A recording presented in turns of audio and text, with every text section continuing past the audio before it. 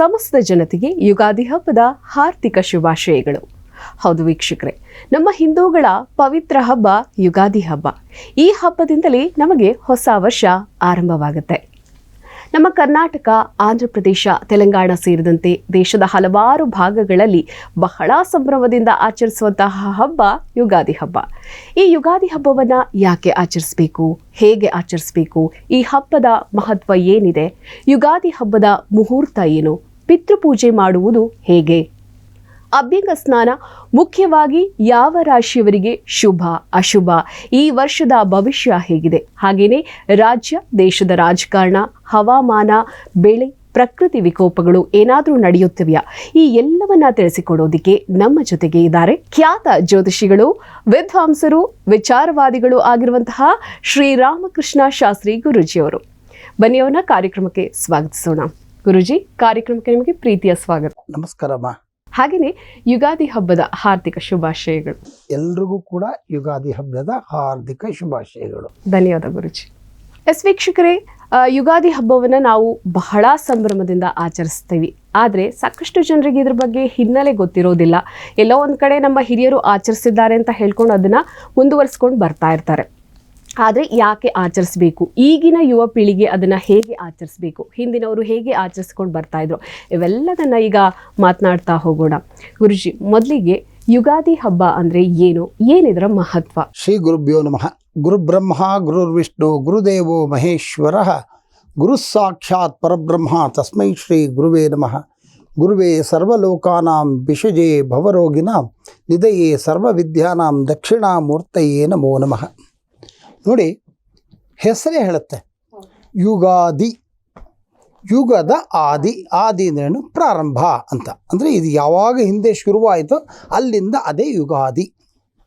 ಈ ಯುಗದ ಆರಂಭ ಅಂದಾಗ ನಮ್ಮ ಜೊತೆ ಪ್ರಕೃತಿ ಕೂಡ ನಮ್ಗೆ ಹೇಳ್ತಾ ಇರುತ್ತೆ ಇದು ಯುಗದ ಆರಂಭ ಅಥವಾ ವರ್ಷದ ಆರಂಭ ಅಂತ. ಹೇಗೆ ಅಂದರೆ, ನಾವು ಸುತ್ತಮುತ್ತ ಇರತಕ್ಕಂತಹ ಒಂದು ಪರಿಸರವನ್ನು ನಾವು ನೋಡಿದಾಗ ಅದರಲ್ಲಿ ಈ ಗಿಡ ಮರಗಳು ಏನಿದೆ, ಶಿಶಿರ ಋತುವಿನಲ್ಲಿ ಎಲ್ಲ ಮರಗಳ ಎಲೆಗಳು ಒಣಗಿ ಕೆಳಗಡೆ ಬಿದ್ದೋಗುತ್ತೆ.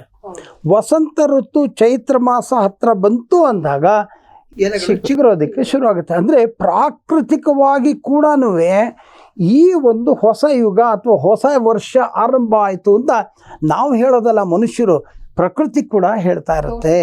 ಹಾಗಾಗಿ ನಾವು ಆಚರಣೆ ಮಾಡ್ತಾ ಇರ್ತಕ್ಕಂತಹ ಈ ಯುಗಾದಿ ಇವತ್ತು ನೆನ್ನೆದಲ್ಲ, 2500 ವರ್ಷಗಳಿದ್ದಲ್ಲ, ಯುಗಗಳಿಂದ ನಡ್ಕೊಂಡು ಬರ್ತಿರ್ತಕ್ಕಂತಹ ಈ ಒಂದು ಅದ್ಭುತವಾಗಿರ್ತಕ್ಕಂತಹ ಒಂದು ದಿನ ಯುಗಾದಿ. ಹಾಗಾಗಿ ಯುಗದ ಆರಂಭ ಅಥವಾ ವರ್ಷದ ಆರಂಭ ಯುಗಾದಿ. ಮನುಷ್ಯರಿಗೆ ಪ್ರಕೃತಿ ಹೇಳ್ತಾ ಇದೆ, ಇದು ಹೊಸ ವರ್ಷನಪ್ಪ, ಇಷ್ಟು ದಿವಸ ಆಯಿತು, ಇನ್ನು ಮುಂದಕ್ಕಾದರೂ ಒಂದು ಹೊಸ ಚೈತನ್ಯ ನಿಮಗೆ ಬರಲಿ ಅನ್ನೋ ಉದ್ದೇಶವನ್ನು ಪ್ರಕೃತಿ ನಮಗೆ ಹೇಳ್ತಾ, ನಾವು ಅಂತಹ ಒಂದು ಪ್ರಕೃತಿ ನಮಗೆ ಹೇಳ್ತಾ ಇರ್ತಕ್ಕಂಥ ಒಂದು ಸುಂದರವಾಗಿರ್ತಕ್ಕಂಥ ಒಂದು ಸಂದರ್ಭದಲ್ಲಿ, ಒಂದು ವಾತಾವರಣದಲ್ಲಿ ನಮ್ಮ ಮನಸ್ಸು, ಮೈ, ಆರೋಗ್ಯ ಎಲ್ಲ ಕೂಡ ಸಂತೋಷವಾಗಿರಲಿ ಅಂತ ಕಾಣಿಸ್ಕೊಳ್ತಕ್ಕಂತಹ ಇಂತಹ ಅದ್ಭುತವಾಗಿರ್ತಕ್ಕಂಥ, ಅಮೋಘವಾಗಿರ್ತಕ್ಕಂಥ, ಅತ್ಯಂತ ಪವಿತ್ರವಾಗಿರ್ತಕ್ಕಂತಹ ಒಂದು ದಿನವನ್ನು ನಾವು ಯುಗಾದಿ ಅಂತ ಹೇಳಿ ಆಚರಿಸ್ತೇವೆ. ಸರಿ ಗುರುಗಳೇ, ಬಹಳ ವಿಶೇಷವಾಗಿ ತಿಳಿಸ್ಕೊಟ್ರಿ. ಹಾಗೆಯೇ ಈ ಪಂಚಾಂಗ ಶ್ರವಣವನ್ನು ನಾವು ಯಾಕೆ ಮಾಡಬೇಕು ಅಂತ? ಗುಡ್. ಈಗ ಪಂಚಾಂಗ ಅಂತ ಅಂದಾಗ ಏನು ಅಂತಂದ್ರೆ ನಾವು ಅದನ್ನು ತಿಳ್ಕೊಳ್ಳೋಣ. ಪಂಚಾಂಗದಲ್ಲಿ ಒಂದು ಶ್ಲೋಕ ಇದೆ, ಶ್ರೀ ಕಲ್ಯಾಣ ಗುಣಾವಹಂ ರಿಪುಹರಂ ದುಸ್ವಪ್ನ ದೋಷಾಪಹಂ ಗಂಗಾ ಸ್ನಾನ ವಿಶೇಷ ಪುಣ್ಯ ಫಲದಂ ಗೋಧಾನ್ಯ ತುಲ್ಯಂ ಋಣಾಂ ಆಯುರ್ವೃದ್ಧಿಕರಂ ವಿಶೇಷ. ಅದರದ್ದು ವಿಶೇಷ, ಆಯುರ್ವೃದ್ಧಿದ ಮುತ್ತಮಂ ಶುಭಕರಂ ಸಂತಾನ ಸಂಪತ್ಪ್ರದಂ ನಾನಾ ಕರ್ಮ ಸುಸಾಧನಂ ಸಮುಚಿತಂ ಪಂಚಾಂಗ ಮಾಕರ್ಣ್ಯತಾಂ. ಶ್ಲೋಕದಲ್ಲೇ ಎಲ್ಲ ಅರ್ಥಗಳು ಕೊಟ್ಟುಬಿಟ್ಟಿದೆ. ಏನಕ್ಕೆ ಪಂಚಾಂಗ ಶ್ರವಣ ಮಾಡಬೇಕು ಅಂದಾಗ, ಈ ಒಂದು ಚೈತ್ರ ಮಾಸದಲ್ಲಿ ಪಾಡ್ಯಮಿ ಅಥವಾ ದ್ವಿತೀಯ ಈ ಒಂದು ಪಂಚಾಂಗ ಶ್ರವಣವನ್ನು ಮಾಡಿದ್ದೇ ಆದರೆ ಶ್ರೀ ಕಲ್ಯಾಣ ಗುಣಾವಹಂ, ಯಾವ ಮನುಷ್ಯನಿಗೆ ಒಳ್ಳೆಯದನ್ನು ಕೊಡ್ತಕ್ಕಂಥದ್ದು, ಒಳ್ಳೆಯ ಗುಣಗಳು, ಒಳ್ಳೆಯ ಶುಭ ಫಲಗಳನ್ನು ಕೊಡ್ತಕ್ಕಂಥದ್ದು ಈ ಪಂಚಾಂಗ ಶ್ರವಣದಿಂದ. ಎರಡನೇದು ರಿಪುಹರಂ. ರಿಪು ಅಂದರೆ ಶತ್ರುಗಳು. ಶತ್ರುಗಳನ್ನು ನಾಶ ಮಾಡ್ತಕ್ಕಂತಹ ಶಕ್ತಿಯನ್ನು ಸಂಪಾದನೆ ಮಾಡಿಕೊಟ್ಟು ಶತ್ರುಗಳಿಂದ ರಕ್ಷಣೆಯನ್ನು ಕೊಡ್ತಕ್ಕಂತಹ ದುಸ್ವಪ್ನ ದೋಷಾಪಹಂ. ದುಸ್ವಪ್ನ ಅಂತಾರೆ ಕೆಟ್ಟ ಸ್ವಪ್ನಗಳು, ಮಲ್ಕೊಂಡಾಗಲೇ ಸ್ವಪ್ನ ಅಂತಲ್ಲ, ಕೂತ್ಕೊಂಡು ಆಲೋಚನೆ ಮಾಡ್ತಾ ಭಯ ಅಂಥದ್ದನ್ನು ನಿವಾರಣೆ ಮಾಡತಕ್ಕಂತಹ ಅಂತಹ ಒಂದು ಶಕ್ತಿಯನ್ನು ಪ್ರತಿಪಾದಿಸ್ತಕ್ಕಂತಹ ಗಂಗೆಯ ರೀತಿ ಇರ್ತಕ್ಕಂಥ ಅನೇಕ ಪುಣ್ಯ ನದಿಗಳಲ್ಲಿ ಸ್ನಾನ ಮಾಡಿದಾಗ ಏನು ವಿಶೇಷ ಪುಣ್ಯ ಫಲ ಬರುತ್ತೋ ಅಂತಹ ಫಲವನ್ನು ಕೊಡ್ತಕ್ಕಂತಹ, ಹಾಗೆ ಗೋವನ್ನು ದಾನ ಮಾಡಿದ್ರೆ ಏನು ಪುಣ್ಯ ಬರುತ್ತೋ ಅಂತಹ ಪುಣ್ಯವನ್ನು ನಮಗೆ ಕೊಡ್ತಕ್ಕಂತಹ, ಇಷ್ಟೆಲ್ಲ ಇದ್ಮೇಲೆ ಏನು ಬೇಕು? ಆರೋಗ್ಯ ಬೇಕು. ಆರೋಗ್ಯವರ್ಧನವನ್ನು ಮಾಡ್ತಕ್ಕಂತಹ, ಶುಭವಾಗಿರ್ತಕ್ಕಂತಹ ಹಾಗೂ ಸಂತಾನವನ್ನು ಕರುಣಿಸ್ತಕ್ಕಂತಹ, ನೋಡಿ ಎಷ್ಟು ಇದೆ ಅದರಲ್ಲಿ. ಹಾಗೆ ಎಲ್ಲ ಕರ್ಮಗಳು ಯಾವತ್ತು ಏನು ಕರ್ಮ ಮಾಡಬೇಕು, ಕರ್ಮ ಅಂತಂದರೆ ನನ್ನ ಪೂರ್ವಾರ್ಜಿತದ್ದು ಅದು ಇದು ಅಂತಲ್ಲ, ಯಾವ ದಿನ ಏನವನ್ನು ಮಾಡಬೇಕು, ಯಾವ ದಿವಸ ನಕ್ಷತ್ರ ಏನಿದೆ, ವಾರ ಏನಿದೆ, ಅದ್ರ ದಿವಸ ಏನಿದೆ, ಅದ್ರ ಫಲ ಏನು ಎತ್ತ ಅಂತ ತಿಳ್ಕೊಡ್ತಕ್ಕಂತಹ ಇವೆಲ್ಲ ವಿಶೇಷವನ್ನು ತಿಳಿಸ್ಕೊಡ್ತಕ್ಕಂತಹ ಈ ಒಂದು ಮುಖ್ಯವಾಗಿರ್ತಕ್ಕಂತಹ ಅಂಗ ಅಂದರೆ ಪಂಚಾಂಗ. ಇಂತಹ ಪಂಚಾಂಗವನ್ನು ಯಾರು ಪಾಡ್ಯಮಿ, ಚೈತ್ರ ಪಾಡ್ಯಮಿ ಅಥವಾ ದ್ವಿತೀಯ 2ನೇ ದಿವಸ ಯಾರು ಓದ್ತಾರೋ ಅಥವಾ ಯಾರು ಓದಿದ್ದನ್ನು ಕೇಳ್ತಾರೋ ಅಂಥವರಿಗೆ ಈ ಎಲ್ಲ ಫಲಗಳೂ ಕೂಡ ಪ್ರಾಪ್ತವಾಗುತ್ತೆ ಅಂತ ಹೇಳಿ ಈ ಒಂದು ಪಂಚಾಂಗ ಶ್ರವಣವನ್ನು ಯುಗಾದಿ ಹಬ್ಬದ ದಿವಸ ಮಾಡೋದು. ಸರಿ ಗುರುಗಳೇ, ನಾವು ಪೂರ್ತಿ ವರ್ಷವನ್ನ ಈಗ ನಾವು ನೋಡೋದಾದ್ರೆ ಯಾವ ರೀತಿಯಾಗಿದೆ ಅಂತ? ಈಗ ಪೂರ್ತಿ ವರ್ಷ ಅನ್ನೋದಕ್ಕಿಂತ ನಾನು ಅದಕ್ಕೆ ಮುಂಚೆ ಹೇಳ್ತೀನಿ, ಈ ಯುಗಾದಿ ದಿವಸ ಏನು ಮಾಡಬೇಕು ಅನ್ನೋದನ್ನು ತಿಳ್ಕೊಂಡು. ಯಾಕಂದರೆ ನಾವು ಯುಗಾದಿ ಅಂದರೆ ಏನು ಅಂತ ತಿಳ್ಕೊಂಡ್ವಿ, ಯುಗಾದಿ ದಿವಸ ಪಂಚಾಂಗ ಶ್ರವಣ ಯಾಕೆ ಮಾಡಬೇಕು ಅನ್ನೋದನ್ನು ತಿಳ್ಕೊಂಡ್ವಿ. ಯುಗಾದಿ ದಿವಸ ಏನು ಮಾಡಬೇಕು, ಈಗ ವರ್ಷದ ಭವಿಷ್ಯ ಇನ್ನೇನು 10 ನಿಮಿಷದಲ್ಲಿ ಹೇಳ್ತೀನಿ. ಆದರೆ ಯುಗಾದಿ ದಿವಸ ಪೂಜೆ ಏನು ಮಾಡಬೇಕು ಅಂತಂದಾಗ ಬೆಳಗ್ಗೆ 10:30ಗೆ ಹೇಳೋದಲ್ಲ, 6 ಗಂಟೆಗೆ ಸೂರ್ಯೋದಯಕ್ಕೆ ಮುಂಚೆ ಎದ್ದು ನಿತ್ಯ ಕರ್ಮಗಳನ್ನು ಮುಗಿಸ್ಕೊಂಡು ಸ್ನಾನ ಮಾಡಿ, ಬ್ರಾಹ್ಮಿನ್ಸ್ ಅಥವಾ ಸಂಧ್ಯಾವಂದನೆಯನ್ನು ಇಟ್ಕೊಂಡಿರ್ತಕ್ಕಂಥವರಾದರೆ ಸಂಧ್ಯಾವಂದನೆ ನಿತ್ಯ ಕರ್ಮಗಳನ್ನು ಮುಗಿಸ್ಕೊಂಡು ದೇವರ ಪೂಜೆಗೆ ಕೂತ್ಕೊಂಡು ಅಣಿ ಮಾಡ್ಕೋಬೇಕು. ಪಂಚಾಮೃತಾಭಿಷೇಕ ಮಾಡೋರು ಪಂಚಾಮೃತಾಭಿಷೇಕ ಮಾಡ್ತಾರೆ, ಅಷ್ಟೋತ್ತರ ಏನಿದೆಯೋ ಅವ್ರು ಏನು ಮಾಡಬೇಕು ಪ್ರತಿ ವರ್ಷ ಈ ಒಂದು ಯುಗಾದಿ ಹಬ್ಬದ ದಿವಸ ಆ ಪೂಜೆಗಳನ್ನು ಅವ್ರು ಮಾಡಿ ಎಲ್ಲ ಆ ದಿವಸನೇ ಬೆಳಗ್ಗೆನೆ ಎಲ್ಲ ಮಾಡಿ ಅಷ್ಟೋತ್ತರ ಸಹಸ್ರನಾಮ ಏನೇನು ಬೇಕೋ ಪೂಜೆಗಳು ಎಲ್ಲ ಮಾಡ್ತಾರೆ. ಮಾಡಿ ಮಂಗಳಾರತಿ ಎಲ್ಲ ಆದಮೇಲೆ ಪುನಃ ಪೂಜೆ ಅಂತ ಒಂದು ಬರುತ್ತೆ, ಪುನಃ ಪೂಜಾಂಕರಿಷ್ಯೆ ಅಂತ ಬರುತ್ತೆ. ಅವಾಗ ಛತ್ರಂ ಸಮರ್ಪಯಾಮಿ, ಚಾಮರಂ ಸಮರ್ಪಯಾಮಿ, ನೃತ್ಯಂ ಸಮರ್ಪಯಾಮಿ, ಗೀತಂ ಶ್ರಾವಯಾಮಿ, ಆಂದೋಳಿಕಾಂ ಸಮರ್ಪಯಾಮಿ, ಗಜಾವರಣಂ ಸಮರ್ಪಯಾಮಿ, ಪಂಚಾಂಗ ಶ್ರವಣಂ ಅಂತ ಬಂದು ನಿಂತಾಗ ಅಲ್ಲಿ ನಿಲ್ಲಿಸ್ಬೇಕು. ಪಂಚಾಂಗ ಶ್ರವಣಂ ಸಮರ್ಪಯಾಮಿ ಅಂತ ಹೇಳ್ಬಿಡ್ಬಾರ್ದು, ಹೇಳೋ ಮುಂಚೆ ಈ ಪಂಚಾಂಗ ಶ್ರವಣವನ್ನು ಆವಾಗ ಮಾಡಬೇಕು. ಆವಾಗ ನಾನು ಈಗ ಹೇಳಿದ್ನಲ್ಲ ಶ್ಲೋಕ, ಶ್ರೀ ಕಲ್ಯಾಣ ಗುಣಾವಹಂ ರಿಪುಹರಂ, ಆ ಒಂದು ಶ್ಲೋಕವನ್ನು ಹೇಳಿಕೊಂಡು ಆ ವರ್ಷದ ಈಗ ಕ್ರೋಧಿನಾಮ ಸಂವತ್ಸರ ಮಂಗಳವಾರ 9ನೇ ತಾರೀಕು ಸ್ಟಾರ್ಟ್ ಆಗುತ್ತೆ. ಈ ವರ್ಷದ ಪಂಚಾಂಗದಲ್ಲಿ ಮೊದಲು ಮಂಗಳವಾರ ಶುರುವಾಗಿರೋದ್ರಿಂದ ಕುಜಾನೇ ರಾಜ ಆಗ್ತದೆ. ಇಂತಹ ಒಂದು ಪಂಚಾಂಗದಲ್ಲಿ ಈ ವರ್ಷದಲ್ಲಿ ರಾಜ ಯಾರು, ಮಂತ್ರಿ ಯಾರು, ಸಸ್ಯಾಧಿಪತಿ ಯಾರು, ಮೃಗಾಧಿಪತಿ ಯಾರು, ಗೊತ್ತಾಯ್ತಾ, ಸೈನ್ಯಾಧಿಪತಿ ಯಾರು, ಹೀಗೆ ಪ್ರತಿಯೊಬ್ಬರಿಗೂ ಈಗ ನಮ್ಮಲ್ಲಿ ಹೇಗೆ ಪೋರ್ಟ್ಫೋಲಿಯೋಗಳಿದೆಯೋ ಮಂತ್ರಿಗಳ ಪದವಿಗಳು, ರಾಜ ಪದವಿಗಳು, ಹಾಗೆ ಇವ್ರುಗಳಿಗೂ ಕೂಡ ಆಯಾಯ ಸಂವತ್ಸರದಲ್ಲಿ ಪ್ರತಿಯೊಂದು ಗ್ರಹಕ್ಕೂ ಕೂಡ ಅದರದೇ ಆದ ಅಧಿಪತ್ಯ ಇರುತ್ತೆ. ಅವರುಗಳು ಯಾರು ಅದೆಲ್ಲ ಮೊದಲು ಓದಬೇಕು. ಓದಿ ಆದಮೇಲೆ ನಕ್ಷತ್ರಗಳು ಯಾವ್ಯಾವ ನಕ್ಷತ್ರಗಳಿದೆ, ಯಾವ ರಾಶಿಗಳಿದೆ, ಫಲಗಳೇನು, ಸಸ್ಯಗಳು ಹೇಗೆ ಬೆಳೆಯುತ್ತೆ, ಮಳೆ ಹೇಗಾಗತ್ತೆ, ಏನಾದರೂ ಗ್ರಹಣಗಳು ಇತ್ಯಾದಿಗಳು ಇದೆಯಾ, ಹೀಗೆ ಅನೇಕ ವಿಚಾರಗಳನ್ನು ಹೇಳ್ತಾ ಯೋಗಗಳು ಮತ್ತು ಆ ಒಂದು ನಕ್ಷತ್ರದ ಫಲಗಳು ಇತ್ಯಾದಿಗಳನ್ನೆಲ್ಲ ಹೇಳ್ತಾ ಆಮೇಲೆ ಆರೋಗ್ಯ ಎಷ್ಟು, ಅನಾರೋಗ್ಯ ಎಷ್ಟು, ರಾಜಪೂಜೆ ಎಷ್ಟು, ಕೋಪ ಎಷ್ಟು, ಇಷ್ಟೆಲ್ಲ ಬಹಳ ವಿವರವಾಗಿದೆ. ಅದಷ್ಟನ್ನು ಹೇಳ್ಕೊಂಡು ಬಂದು ಕಡೆಯಲ್ಲಿ ಆ ಪಂಚಾಂಗದಲ್ಲಿ ಇರ್ತಕ್ಕಂಥ ಮುಖ್ಯವಾಗಿರ್ತಕ್ಕಂಥ ಭಾಗವಾಗಿ ಆ ರಾಶಿ ಫಲಗಳನ್ನು ಓದಿ ಮುಕ್ತಾಯ ಮಾಡಿ ಆ ಪಂಚಾಂಗವನ್ನು ಮತ್ತೆ ಇಟ್ಟು ಅದಕ್ಕೆ ಪೂಜೆಯನ್ನು ಮಾಡಿ ನಮಸ್ಕಾರವನ್ನು ಮಾಡಿ ಆಮೇಲಿಂದ ಇದು ಬೇವು ಬೆಲ್ಲ ತಿನ್ನಬೇಕು. ಏನು ಬೇವು ಬೆಲ್ಲ ಅಂತಂದರೆ ಜೀವನದಲ್ಲಿ ಬರ್ತಕ್ಕಂಥ ಕಷ್ಟ ಸುಖಗಳಿಗೆ ಒಂದು ಅತ್ಯಂತ ಮುಖ್ಯವಾಗಿರ್ತಕ್ಕಂಥ ಒಂದು ರೆಪ್ರೆಸೆಂಟೇಟಿವ್ ಅಂತ ಹೇಳ್ಬೋದು. ಜೀವನದಲ್ಲಿ ನಂಗೆ ಬರೀ ಬೆಲ್ಲನೇ ಇರಬೇಕು ಖಂಡಿತ ಆಗಲ್ಲ, ಎರಡೂ ಇರಬೇಕು. ಹಾಗಾಗಿ ಆ ಒಂದು ಬೇವು ಬೆಲ್ಲದ ಒಂದು ಮಿಶ್ರಣವನ್ನು ಹಾಕಿ ಕೈನಲ್ಲಿ ತಗೊಂಡು ಸ್ವೀಕಾರ ಮಾಡಬೇಕು. ಸುಮ್ಮನೆ ತಿನ್ಬಿಡೋದಲ್ಲ ಅದು, ನಾವು ಊಟ ಮಾಡಿದಾಗಲ್ಲ ಅದು. ಏನು ಹೇಳಬೇಕು, ಅದಕ್ಕೊಂದು ಮಂತ್ರ ಅಂದರೆ ಶತಾಯುರ್ ವಜ್ರದೇಹಾಯ ಸರ್ವ ಸಂಪತ್ಕರಾಯ ಚ ಸರ್ವಾರಿಷ್ಟ ವಿನಾಶಾಯ ನಿಂಬಕಂ ದಳಭಕ್ಷಣಂ. ಸಾಕಷ್ಟು ಜನರಿಗೆ ಈ ಮಂತ್ರ ಗೊತ್ತಿರೋದಿಲ್ಲ. ಬೇವು ಬೆಲ್ಲ ಕೊಟ್ರು ಅಂತ ಹಾಗೆ ನಾವು ಕೂಡ ಸೇವಿಸ್ಬಿಡ್ತೀವಿ. ಶತಾಯುರ್ ವಜ್ರದೇಹಾಯ, ಶತಾಯು ಅಂದರೆ 100 ವರ್ಷಗಳ ಆಯಸ್ಸನ್ನು ಹೊಂದಿರತಕ್ಕಂಥವನು. ವಜ್ರದೇಹ ಅಂದರೆ ಅತ್ಯಂತ ಕಠಿಣವಾಗಿ, ಅಂದರೆ ಚೆನ್ನಾಗಿ ದೃಢಕಾಯನಾಗಿರುತ್ತೆ. ವಜ್ರದಲ್ಲಿ ದುರ್ಯೋಧನನಿಗೆ ಅವ್ರ ತಾಯಿ ಗಾಂಧಾರಿ ಕಂಡುಬಿಟ್ಟಿದ ತಕ್ಷಣ ಬೈಗೆಲ್ಲ ವಜ್ರ ಆಗೋಯ್ತು, ಅವನಿಗೆ ಈ ಕೆಳಗಡೆ ಭಾಗ ಮಾತ್ರ ವೀಕ್ ಆಗೋಯ್ತು ಅಂತ. ಅದು ಆ ಥರ ವಜ್ರ ಅಂತಲ್ಲ. ಶತಾಯುರ್ ವಜ್ರದೇಹ ಅಂದರೆ ದೃಷ್ಟಪುಷ್ಟವಾಗಿರ್ತಕ್ಕಂತಹ ಆರೋಗ್ಯವಂತ ಶರೀರ. ಶತಾಯುರ್ ವಜ್ರದೇಹಾಯ ಸರ್ವ ಸಂಪತ್ಕರಾಯ ಚ. ಸಂಪತ್ತು ಅಂದರೆ ಬರೀ ದುಡ್ಡೇ ಅಲ್ಲ, ಎಲ್ಲ ರೀತಿಯ ಸಂಪತ್ತುಗಳೂ, ಆರೋಗ್ಯ, ಐಶ್ವರ್ಯ, ವಿದ್ಯೆ, ಬುದ್ಧಿ ಎಲ್ಲರೂ ಸಂಪತ್ತು. ಅಂತಹ ಸಂಪತ್ತನ್ನು ಅಜತಾಯುರ್ ವಜ್ರದೇಹಾಯ ಸರ್ವ ಸಂಪತ್ಕರಾಯ ಚ ಸರ್ವಾರಿಷ್ಟ ವಿನಾಶಾಯ. ಅರಿಷ್ಟಗಳು ಇದಾಗಬೇಕು, ಏನೋ ನಾಶನ ಆಗಬೇಕು. ಸರ್ವಾರಿಷ್ಟ ವಿನಾಶಾಯ ನಿಂಬಕ. ಇಂಥದಕ್ಕೋಸ್ಕರ ನಾನು ಈ ಒಂದು ಬೇವಿನ ಸೊಪ್ಪು, ಬೇವಿನ ಎಲೆ ಜೊತೆಯಲ್ಲಿ ನಾನು ಬೆಲ್ಲವನ್ನು ಸ್ವೀಕಾರ ಮಾಡ್ತಾ ಇದ್ದೀನಿ. ನಿಂಬಕಂ ದಳಭಕ್ಷಣಂ ಮತ್ತು ಪ್ರಸಾದವನ್ನು ಸ್ವೀಕಾರ ಮಾಡಬೇಕು. ಇದು ಅಮೋಘವಾಗಿರ್ತಕ್ಕಂತಹ ಒಂದು ಮಂತ್ರ. ಹಾಗೆ ಇದ್ರ ಮೀನಿನ ಅರ್ಥ ಕೂಡ ಇದು ಬಹಳ ವಿಶೇಷ. ಈ ಒಂದು ಇದರಲ್ಲಿ ಬಹಳ ವಿಶೇಷವಾಗಿರುತ್ತೆ. ಆಮೇಲೆ ಪಂಚಾಂಗ ಓದಿದಾಗ ಏನೇನು ಫಲ ಸಿಗುತ್ತೆ ನಾನು ಈಗಾಗಲೇ ಹೇಳಿದೆ. ಏನು ತಿಥಿ, ವಾರ, ನಕ್ಷತ್ರ, ಯೋಗ, ಕರ್ಣ ಇವೆಲ್ಲ ಇದ್ದರೆ ಏನಾಗುತ್ತೆ, ಏನು ಫಲ ಸಿಗುತ್ತೆ ಅಂತ ತಿಳ್ಕೋಬೇಕು. ಏನಾಗುತ್ತೆ, ಎಷ್ಟೋ ಸರ್ತಿ ಯುಗಾದಿ ಹಬ್ಬ ಆಗೋದ ತಕ್ಷಣ ಅಲ್ಲಿ ಮುಗಿದೋಯ್ತು. ಈ ಪಂಚಾಂಗ ಏನಕ್ಕೆ ಓದಿದ್ರಿ ಗೊತ್ತಿಲ್ಲ, ಸುಮ್ಮನೆ ಕೂತ್ಕೊಂಡ್ಬಿಟ್ಟು ಮೇಷದಲ್ಲಿ ಏನಾಗುತ್ತೆ, ವೃಷಭದಲ್ಲಿ ಏನಾಗುತ್ತೆ, ಅದು ಬರೀ ಅದಲ್ಲ. ಪಂಚಾಂಗದಲ್ಲಿ ಇರ್ತಕ್ಕಂಥ ಸ್ಟಫ್ ಏನು, ಯಾತಕ್ಕೆ ಪ್ರತಿ ವರ್ಷ ಪಂಚಾಂಗ ಚೇಂಜ್ ಆಗುತ್ತೆ ನೋಡಿ. ಯಾವತ್ತೋ ನಡೆಯೋ ಗ್ರಹಣ ಈ ಪಂಚಾಂಗದಲ್ಲಿ ನಮೂದಿಸಿರ್ತಾರೆ, ಟೈಮ್ ಸಮೇತ ನಮೂದಿಸಿರ್ತಾರೆ. ಆಮೇಲೆ ಯಾವತ್ತೂ ಮಾಡಬೇಕಾಗಿರ್ತಕ್ಕಂಥ ಹಬ್ಬ ಆಚರಣೆಗಳು ನಮಗೆ ನಮೂದಿಸಿರ್ತಾರೆ.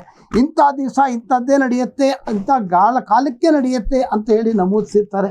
ಆಮೇಲೆ ಒಬ್ಬ ಮನುಷ್ಯನ ಒಂದು ಚಲನವಲನಗಳನ್ನು ಈ ಪಂಚಾಂಗದ ಮೂಲಕ ತಿಳ್ಕೊತೀವಿ. ಹೀಗೆ ಅನೇಕ ವಿಶೇಷಗಳನ್ನು ತಿಳಿಸ್ತಕ್ಕಂತಹ ಒಂದು ಪಂಚಾಂಗ. ಹಾಗಾಗಿ ಇದರಲ್ಲಿ 5 ಮುಖ್ಯವಾಗಿರ್ತಕ್ಕಂಥ, ಅದಕ್ಕೆ ಪಂಚಾಂಗ. ಪಂಚ ಅಂದರೆ 5 ಅಂಗಗಳು. ಯಾವ್ಯಾವುದು ಅಂದರೆ ತಿಥಿ, ವಾರ, ನಕ್ಷತ್ರ, ಯೋಗ, ಕರ್ಣ, 5. ಹಾಗಾದರೆ ತಿಥಿಯನ್ನು ತಿಳ್ಕೊಳ್ಳೋದ್ರಿಂದ ಏನು, ತಿಥಿಯನ್ನು ಓದೋದ್ರಿಂದ ಏನು ಬರುತ್ತೆ ಅಂತಂದರೆ ಐಶ್ವರ್ಯ ಪ್ರಾಪ್ತಿಯಾಗುತ್ತೆ. ತಿಥಿಗಳೇನು, ಪಾಡ್ಯಮಿ, ಬಿದಿಗೆ, ಚೌದಿ, ಪಂಚಮಿ, ಷಷ್ಠಿ, ಸಪ್ತಮಿ, ಅಷ್ಟಮಿ, ನವಮಿ, ದಶಮಿ, ಏಕಾದಶಿ, ದ್ವಾದಶಿ, ತ್ರಯೋದಶಿ, ಚತುರ್ದಶಿ, ಪೌರ್ಣಮಿ ಮತ್ತು ಅಮಾವಾಸ್ಯೆ. ಸೊ ಇದು ತಿಥಿಗಳು. ವಾರವನ್ನು ತಿಳ್ಕೊಳ್ಳೋದ್ರಿಂದ ಏನಾಗುತ್ತೆ ಅಂತ ಮುಖ್ಯವಾಗಿದ್ದರೆ ಆಯುಸ್ಸು ವೃದ್ಧಿ ಆಗುತ್ತೆ. ಸೋಮ, ಮಂಗಳ, ಬುಧವಾರ, ಗುರುವಾರ, ಶುಕ್ರವಾರ, ಶನಿವಾರ ಅಂತ ಹೇಳಿ ಆಯುಸ್ಸು ವೃದ್ಧಿ ಆಗುತ್ತೆ. ನಕ್ಷತ್ರಗಳಿಂದ ಪಾಪ ನಿವಾರಣೆ ಆಗುತ್ತೆ. ನಿಮಗೆ ಗೊತ್ತಿರಬೇಕು, ನಕ್ಷತ್ರಗಳಿಂದ ಯಾಕಾಗುತ್ತೆ ಅಂತಂದರೆ ಪ್ರತಿಯೊಬ್ಬ ಜೀವಿ, ಅದು ಮರ ಇರ್ಬೋದು, ಇನ್ನೊಂದಿರ್ಬೋದು, ಮತ್ತೊಂದಿರ್ಬೋದು, ಈ ಭೂಮಿ ಮೇಲೆ ಹುಟ್ಟಿದ್ದಾನೆ ಅಂದರೆ ಅದರದ್ದು ಒಂದು ಡೇಟ್ ಇರುತ್ತೆ, ಅದರದ್ದು ಒಂದು ನಕ್ಷತ್ರ ಇರುತ್ತೆ, ಅದರದ್ದು ಒಂದು ಕಾಲ ಇರುತ್ತೆ. ಹಾಗಾಗಿ ಇವಾಗ ನಾವು ಸೂರ್ಯನ ತಗೋತೀವಿ, ಸೂರ್ಯ ನಮ್ಮ ಎದುರುಗಡೆ ಕಾಣ್ತಾನೆ. ಎಷ್ಟೋ ಲಕ್ಷ ವರ್ಷಗಳಾದ್ಮೇಲೆ ಅವನು ಇರಲ್ಲ. ಸೈನ್ಸ್ ಹೇಳುತ್ತೆ ಆಲ್ ಸ್ಟಾರ್ಸ್ ಆರ್ ಡೆಸ್ಟ್ರಾಯ್ಡಬಲ್, ಹೊಟ್ಟೋಗುತ್ತೆ ಅಂತ. ಆದರೆ ಅದಿರುತ್ತೆ, ಅದಕ್ಕೂ ಒಂದು ನಕ್ಷತ್ರ ಇರುತ್ತೆ, ಅದ್ರದ್ದು ಒಂದು ಟೈಮ್ ಇರುತ್ತೆ. ಹಾಗೆ ಪ್ರತಿಯೊಂದು ನಕ್ಷತ್ರ, Ashwini, Bharani, Krittika, Rohini, etcetera etcetera etcetera ಅప్పుడు ಏನು ನಾವು ಪೂರ್ತಿ 27 ನಕ್ಷತ್ರಗಳು ಏನಿದೆ ಅಷ್ಟನ್ನು ತಗೊಂಡಾಗ ಅದ್ರ ಬಗ್ಗೆ ತಿಳ್ಕೊಳಕ್ಕೆ ಹೋದಾಗ ಆ ನಕ್ಷತ್ರಗಳ ಹೆಸರು ಹೇಳಿದ್ರೇ ಪಾಪ ಪರಿಹಾರ ಆಗುತ್ತೆ.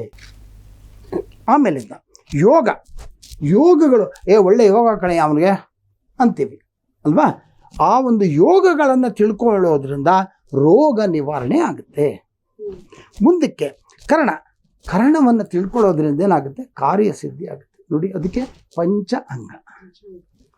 ಈ ಒಂದನ್ನು ತಿಳ್ಕೊಳ್ಳೋದ್ರಿಂದ ಹೆಚ್ಚಾದ ಫಲಗಳನ್ನು ತಿಳ್ಕೊತಾ ಹೋಗ್ತೀವಿ. ಹಾಗಾಗಿ ಯುಗಾದಿ ಹಬ್ಬದಲ್ಲಿ ನಿಮ್ಮ ಪ್ರಶ್ನೆಗೆ ಉತ್ತರ ಇವೆಲ್ಲ ಓದಿದ್ರೆ ನಿಮ್ಗೇನಾಗುತ್ತೆ, ಎಲ್ಲ ರೀತಿಯ ಫಲಗಳು ಪ್ರಾಪ್ತಿಯಾಗುತ್ತೆ, ಶುಭ ಉಂಟಾಗತ್ತೆ. ಸರಿ ಗುರುಗಳೇ, ಹಾಗೇನೆ ತಾವು ತಿಳಿಸಿದ್ರಿ. ಈಗ ಹಿಂದೂಗಳಾದ ನಾವು ಯುಗಾದಿ ಹಬ್ಬವನ್ನ ಯಾಕೆ ಆಚರಿಸ್ಬೇಕು ಅನ್ನುವಂಥದ್ದೊಂದು ಪ್ರಶ್ನೆ ಸಾಕಷ್ಟು ಜನರಲ್ಲಿ ಇರ್ಬೋದು. ನೋಡಿ, ಹಿಂದೂಗಳು ಅಂತಾನೆ ನಾನು ಸ್ಪೆಸಿಫಿಕ್ ಆಗಿ ಹೇಳಲಾರೆ. ಸಾಕಷ್ಟು ಭಾಗಗಳಲ್ಲೂ ಕೂಡ ಇರಲಿ ನೋಡಿ, ಹಿಂದೂಗಳು ಅಂತಾನೆ ನಾನು ಹೇಳೋದಿಲ್ಲ. ಹೊಸ ವರ್ಷ ಆಚರಿಸಕ್ಕೆ ಯಾರಾದ್ರೂ ಹೌದು, ನಿಮ್ದು ಬರ್ತ್ಡೇ ಬರುತ್ತೆ, ನಮ್ದು ಬರ್ತ್ಡೇ ಬರುತ್ತೆ, ಇನ್ನೊಬ್ರದ್ದು ಬರ್ತ್ಡೇ ಬರುತ್ತೆ, ಎಲ್ಲ ಬರುತ್ತೆ. ಎಲ್ಲರೂ ಆಚರಣೆ ಮಾಡ್ತೀವಿ ತಾನೆ ಹುಟ್ಟದಬ್ಬ. ಸಿಹಿ ತಿನ್ನೋದಿಕ್ಕೆ ಅದಕ್ಕೇನು ಸ್ಪೆಷಲ್ ಏನು ಬೇಡ ಅಲ್ವಾ? ಇದು ಪ್ರಾಕೃತಿಕವಾಗಿ ನಮಗೆ ಪ್ರಕೃತಿ ಹೇಳ್ತಾ ಇದೆ, ಇದು ನಮಗೆ ಒಳ್ಳೆಯ ಶುಭ ಅಪ್ಪ, ಒಳ್ಳೆ ಏನೋ ವಾತಾವರಣ ಇದೆ, ಲೆಟ್ ಅಸ್ ಎಂಜಾಯ್ ಅಂತ ಹೇಳ್ತಕ್ಕಂಥ ಒಂದು ಸಂದರ್ಭದಲ್ಲಿ ಸಿಹಿ ಹಂಚ್ಕೊಂಡು ತಿನ್ನೋದ್ರಲ್ಲಿ ತಪ್ಪಿಲ್ಲ. ನಾವು ಈ ಹಿಂದೂಗಳು ನಾವು ಇಂಥವ್ರು ಅಂಥವ್ರು ಅಂತ ಹೇಳೋ ಅವಶ್ಯಕತೆ ಇಲ್ಲ. ನನ್ನ ಪ್ರಕಾರ ಅದು ನಾಟ್ ಅಕ್ಸೆಪ್ಟಬಲ್. ಯಾಕೆಂದರೆ ಎಲ್ಲರೂ ಆಚರಣೆ ಮಾಡೋಣ, ಎಲ್ರಿಗೂ ಅದೇ ಹೂವು, ಎಲ್ರಿಗೂ ಅದೇ ಮಾವಿನ ಹಣ್ಣು, ಎಲ್ರಿಗೂ ನಮ್ದು ಇನ್ನೊಂದು ಯಾವಾಗಲೂ ನಮ್ಮ ಈಗ ಇದು ಹೊಸ ವರ್ಷ ಬರುತ್ತೆ ಅಂತ ಅವಾಗ ನಮಗೆ ಮಾವಿನ ಹಣ್ಣು ಸಿಗೋದೇ ಇಲ್ಲ. ಈ ಕಾಲದಲ್ಲಿ ಸಿಗೋದು. ಹಾಗೆ ಯಾವ ಕಾಲದಲ್ಲಿ ಯಾವ್ಯಾವ ಹಣ್ಣು ಬಿಡುತ್ತೋ, ಯಾವ್ಯಾವ ಕಾಲದಲ್ಲಿ ಯಾವ್ಯಾವ ಸಿಗುತ್ತೋ ಅದನ್ನು ಬಹಳ ಮುದ್ದಾಗಿ ಸಂತೋಷದಿಂದ ಅಕ್ಸೆಪ್ಟ್ ಮಾಡಬೇಕು. ಹಾಗಾಗಿ ಹಿಂದೂಗಳು ಅಂತಲೇ ಹೇಳೋದಕ್ಕಿಂತನೂ ಪ್ರತಿಯೊಬ್ಬರೂ ಕೂಡ ಆಚರಣೆ ಮಾಡಲೇಬೇಕಾಗಿರ್ತಕ್ಕಂಥ ಹಬ್ಬ ಯುಗಾದಿ. ಎಲ್ಲರೂ ಕೂಡ ನನ್ನ ಪ್ರಕಾರ ಎಲ್ಲರೂ ಆಚರಣೆ ಮಾಡಬೇಕು. ಯಾಕಂದರೆ ಶುಭಾರಿ. ಆಮೇಲೆ ಇನ್ನೊಂದು ವಿಶೇಷತೆ ಏನು ಗೊತ್ತಾ, ನಮ್ಮ ಯುಗಾದಿ ಹಬ್ಬದಲ್ಲಿ ಯಾರು ಕೂಡ ಓ ಅಂತ ಕಿರ್ಚ್ಕೊಳ್ಳೋವಂಥದ್ದು ಯಾವುದೂ ಇಲ್ಲ. ಹೌದು, ಭಕ್ತಿ ಶ್ರದ್ಧೆಯಿಂದ ಪ್ರೀತಿಯಿಂದ ಹ್ಯಾಪಿ ಯುಗಾದಿ ಅಥವಾ ಯುಗಾದಿ ಹಬ್ಬದ ಶುಭಾಶಯಗಳು ಕಣಪ್ಪ ಅಂತ ಸರ್ವತ್ತಲ್ಲಿ ಕೂತ್ಕೊಳ್ಳೋದಿಲ್ಲ ನಾವು ಅಲ್ವಾ? ಹಾಗಾಗಿ ಯುಗಾದಿ ಅಂತ ತಕ್ಷಣ ಬೆಳಗ್ಗೆ ಎದ್ದ ತಕ್ಷಣ ನಾವು ಈ ಒಂದು ಸ್ನಾನವನ್ನು, ಅಭ್ಯಂಜನ ಸ್ನಾನ, ನೀವಾಗಲೇ ಕೇಳಿದ್ರಿ ನನಗೆ, ಎಣ್ಣೆ ನೀರು ಈಗಿನ ಕಾಲದಲ್ಲಿ ಯಾರು ಹಾಕೊಳ್ಳೋದ ಬಿಡಿ. ಅದನ್ನ ಹೇಗೆ ಗುರುಜಿ ಒಂದು ಪದ್ಧತಿ ಪ್ರಕಾರ ನಾವು ಆಚರಣೆಯನ್ನ ಅನ್ನೋದಕ್ಕಿಂತಾನು ಈಗಿನ ಕಾಲದಲ್ಲೆಲ್ಲ ಶಾಂಪು ಬಂದ್ಬಿಟ್ಟಿದೆಯಮ್ಮ, ಆಯ್ತಾ? ಈಗಿನ ಕಾಲದಲ್ಲಿ ನಾವೆಲ್ಲ ಚಿಕ್ಕ ಹುಡುಗರಾಗಿದ್ದಾಗ ಈ ಹಿಂದಿನ ದಿವಸನೇ ಏನು ಕೈ ಎಣ್ಣೆ, ಹರಳೆಣ್ಣೆ ಅಂತ ಕರೀತಾರೆ, ಅದನ್ನು ಒಳ್ಳೆ ಹರಳೆಣ್ಣೆ ತಂದು ಆಮೇಲೆ ನಾವು ಮಕ್ಕಳನ್ನ ಎಲ್ಲರನ್ನು ಕೂತ್ಕೊಂಡು ಅಶ್ವತ್ಥಾಮ, ಬಲಿ, ವ್ಯಾಸ, ಹನುಮಶ್ಚ, ವಿಭೀಷಣ, ಕೃಪ, ಪರಶುರಾಮಶ್ಚ, ಸಪ್ತೈತಿ ಚಿರಂಜೀವನ, ಆ 7 ಜನ ಸಪ್ತ ಚಿರಂಜೀವಿಗಳೇನಿದ್ದಾರೆ ಅವರಷ್ಟು ಜನದ ಹೆಸರು ಇಡೀ ಡಾಟ್ ಹಾಕಿ ಆ ಒಂದು ಎಣ್ಣೆಯನ್ನು ಬೆಳೆದು ನೆತ್ತಿಗೆ ಹಾಕಿ ಅವರಷ್ಟೇ ನಿಮಗೆ ಶ್ರೇಯಸ್ಸು, ಆರೋಗ್ಯ, ಇದು ಇದು ಬರಲಿ ಅಂತ ಹೇಳಿ ನಮಗೆ ಆಶೀರ್ವಾದ ಮಾಡಿ ಎಣ್ಣೆ ನೀರು ಹಾಕಿ ಎಣ್ಣೆ ಚೆನ್ನಾಗಿ ತಟ್ಕೊಂಡು ಒಂದಷ್ಟು ತೀರಪ್ಪ ನೀನು ಅಂತ ಹೇಳಿ ಆ ಎಣ್ಣೆ ನಿಮಗೆ ಗೊತ್ತಿರಲಿ, ಕೈ ಎಣ್ಣೆನ ಹೆಚ್ಚೊತ್ತು ತಲೆ ಮೇಲೆ ಚೆನ್ನಾಗಿ ಮೆತ್ಕೊಂಡು ಒಂದಷ್ಟೊತ್ತು ನೆಂದುಬಿಟ್ರೆ ತಲೆ ತಂಪಾಗುತ್ತೆ. ಒಂದು ಎರಡನೇದು ಬಿಸಿಲು ಕಾಲ, ನೆತ್ತಿ ಕಾಯ್ತಾ ಇರುತ್ತೆ. ನೀವು ಎಣ್ಣೆ ಹಾಕ್ಕೊಂಡಾಗ ಏನಾಗುತ್ತೆ, ತಣ್ಣಗಾಗತ್ತೆ. ಅದನ್ನು ಚೆನ್ನಾಗಿ ನೆಂದು ಅದೆಲ್ಲ ಇದಾದ್ಮೇಲೆ ಒಳಗಡೆ ಹೋಗಿ ಆ ಸೀಗೆಕಾಯಿನಲ್ಲಿ ಚೆನ್ನಾಗಿ ಉಜ್ಕೊಂಡು ಸ್ನಾನ ಮಾಡಿದ್ರೆ ಅದರದ್ದು ಇದೇ ಬೇರೆ. ಹಾಗಾಗಿ ಈಗ ಅದು ಅಭ್ಯಾಸ ಎಲ್ಲ ನಾನು ಎಣ್ಣೆನೇ ಹಾಕ್ಕೊಳ್ಳಲ್ಲ, ಇದು ಹಾಕ್ಕೊಳ್ಳಲ್ಲ, ಶಾಂಪಲ್ ಮಾಡ್ಕೊಂಡು ಏನು ಮಾಡೋಕ್ಕಲ್ಲ, ಕಾಲಾಯ ತಸ್ಮೈ ನಮಃ ನಡ್ಕೊಂಡು ಬರ್ತಾಯಿದೆ. ಅದನ್ನು ಹಾಕ್ಕೊಂಡಾಗ ಅತ್ಯಂತ ಉತ್ತಮ. ನಿಮಗೆ ಗೊತ್ತಿರಲಿ, ಹರಳೆಣ್ಣೆ ಕಣ್ಣಿಗೂ ಕೂಡ ತಂಪು. ತುಂಬ ಕಣ್ಣು ನೋವ್ತಾ ಇದೆ ಅನ್ನುವಾಗ ಆ ಹರಳೆಣ್ಣೆನ ಹಾಕ್ಕೊಂಡಾಗ ಕಣ್ಣಿಗೆ ತಂಪಾಗುತ್ತೆ. ಮಕ್ಕಳಿಗೆ ಹರಳೆಣ್ಣೆನ ಇದು ಹೊಕ್ಕಲೇನಿದೆ ಅದರಲ್ಲಿ ಹಾಕಿ ಇದರಲ್ಲೇ ಯಾವುದೋ ಹರಳೆಣ್ಣೆ ಎಲೆನ ಸ್ವಲ್ಪ ಕಾಯಿಸ್ಬಿಟ್ಟು ಮಕ್ಕಳು ಹೊಟ್ಟೆಗಿಡೋದುಂಟು, ಹೆಲ್ತಿ. ಅಕಸ್ಮಾತ್ ಅದು ಹರಳೆಣ್ಣೆ ಎಲೆ ಸಿಕ್ತಿಲ್ಲ ಅಂದರೆ ವಿಳ್ಳೆದೆಲೆಗೆ ಅದನ್ನು ಇಟ್ಟು ಆ ದೀಪಕ್ಕೆ ಹೀಗೆಲ್ಲ ಮಾಡಿ ಇಟ್ಟು ಆ ಮಗು ಅಳ್ತಾ ಇರೋದು ಕಡಿಮೆ ಆಗ್ಬಿಡುತ್ತೆ. ನೋಡಿ, ಹರಳೆಣ್ಣೆಯಲ್ಲಿ ಎಷ್ಟು ಉಪಯೋಗ. ಈ ಶಾಂಪೂಲ್ಲಿ ಅಡಿಯಲ್ಲ ರೀ ಅದು, ಅರ್ಥ ಆಯ್ತಾ? ಹಾಗಾಗಿ ಇಂತಹ ಒಂದು ಅದ್ಭುತವಾಗಿರ್ತಕ್ಕಂಥ ಒಂದು ಹರಳೆಣ್ಣೆನ ಹಚ್ಚಿ ಶ್ರೇಯಸ್ಸಾಗಲಿ ಅಂತ ಹೇಳಿ ಆ ಮಕ್ಕಳಿಗೆ ಇಟ್ಟು ದೊಡ್ಡವರು ಹಚ್ಕೊಂಡು ಅಚ್ಚುಕಟ್ಟಾಗಿ ಪೂಜೆಯನ್ನು ಮಾಡಿಕೊಂಡು ಅವತ್ತೆಲ್ಲ ಸಾಮಾನ್ಯವಾಗಿ ಯುಗಾದಿ ಹಬ್ಬದ ದಿವಸ ಒಬ್ಬಟ್ಟು ಮಾಡೋದುಂಟು. ಕೆಲವರು ಮನೆಗಳಲ್ಲಿ ಬೇರೆ ಬೇರೆ ಥರ ಒಂದು ತಿಂಡಿ ಸಿಹಿಗಳನ್ನ ಮಾಡ್ಕೊತಾರೆ. ಒಬ್ಬಟ್ಟು ಯುಗಾದಿ ಅಂದರೆ ಒಬ್ಬಟ್ಟ, ಕಾಯಿ ಒಬ್ಬಟ್ಟು, ಬೇಳೆ ಒಬ್ಬಟ್ಟು ಮಾಡ್ಕೊಂಡು ತಿನ್ನೋದುಂಟು. ಎಲ್ಲರೂ ಮೋಜಿನಿಂದ ಅಣ್ಣ, ತಮ್ಮ, ಅಕ್ಕ, ತಂಗಿ, ಅತ್ತಿಗೆ ಅವರು ಎಲ್ಲರೂ ಇಡೀ ಕುಟುಂಬ ನೋಡಬೇಕು, ಚೆನ್ನಾಗಿ ಸೇರಿಕೊಂಡು ಅಚ್ಚುಕಟ್ಟಾಗಿ ಎಲ್ಲ ಒಂದು ಸಂಭ್ರಮದಿಂದ ಆಚರಿಸ್ತಕ್ಕಂತಹ ಅದ್ಭುತವಾಗಿರ್ತಕ್ಕಂಥ ಈ ಹಬ್ಬ ಯುಗಾದಿ ಹಬ್ಬ. ಅಂದರೆ ಈ ಗುರುಗಳೇ, ಯುಗಾದಿ ದಿನ ಈಗ ನಾವು ನೈವೇದ್ಯ ಅಂತ ಏನು ಮಾಡ್ತೀವಿ, ಪ್ರಮುಖವಾಗಿ ಹಿಂದಿನ ಕಾಲದಲ್ಲಿ ಏನು ಆಚರಣೆ ಮಾಡ್ತಿದ್ರು ಅದನ್ನ ಈಗಿನವರು ಮಾಡೋಕ್ಕೆ ಸಮ್ ಟೈಮ್ ಆಗೋದಿಲ್ಲ ಅವರಿಗೆ. ಅಂತ ಟೈಮಲ್ಲಿ ಅವರು ನೈವೇದ್ಯ ಅಂತ ಏನೇನು ಅಂತ ನಮಗೆ ಮಾಡೋಕ್ಕಾಗಲ್ಲ ಅಂದರೆ ಇವತ್ತಿನ ದಿವಸ ರೆಡಿಮೇಡ್ ಸಿಗುತ್ತೆ ಬಿಡ್ರಿ. ಇವತ್ತಿನ ದಿವಸ ರೆಡಿಮೇಡ್ ಸಿಗುತ್ತೆ, ಏನು ಯೋಚನೆ ಇಲ್ಲ. ಈಗೆಲ್ಲ ಯಾವ್ಯಾವುದೋ ಇದೆಯಲ್ಲ, ನಾ ಹೇಳ್ಬಾರ್ದು ಬ್ರ್ಯಾಂಡ್ಗಳನ್ನ, ಅವ್ರಿಗೆ ಫೋನ್ ಮಾಡಿದ್ರೆ ಮನೆಗೆ ತಂದು ಕೊಡ್ತಾರೆ.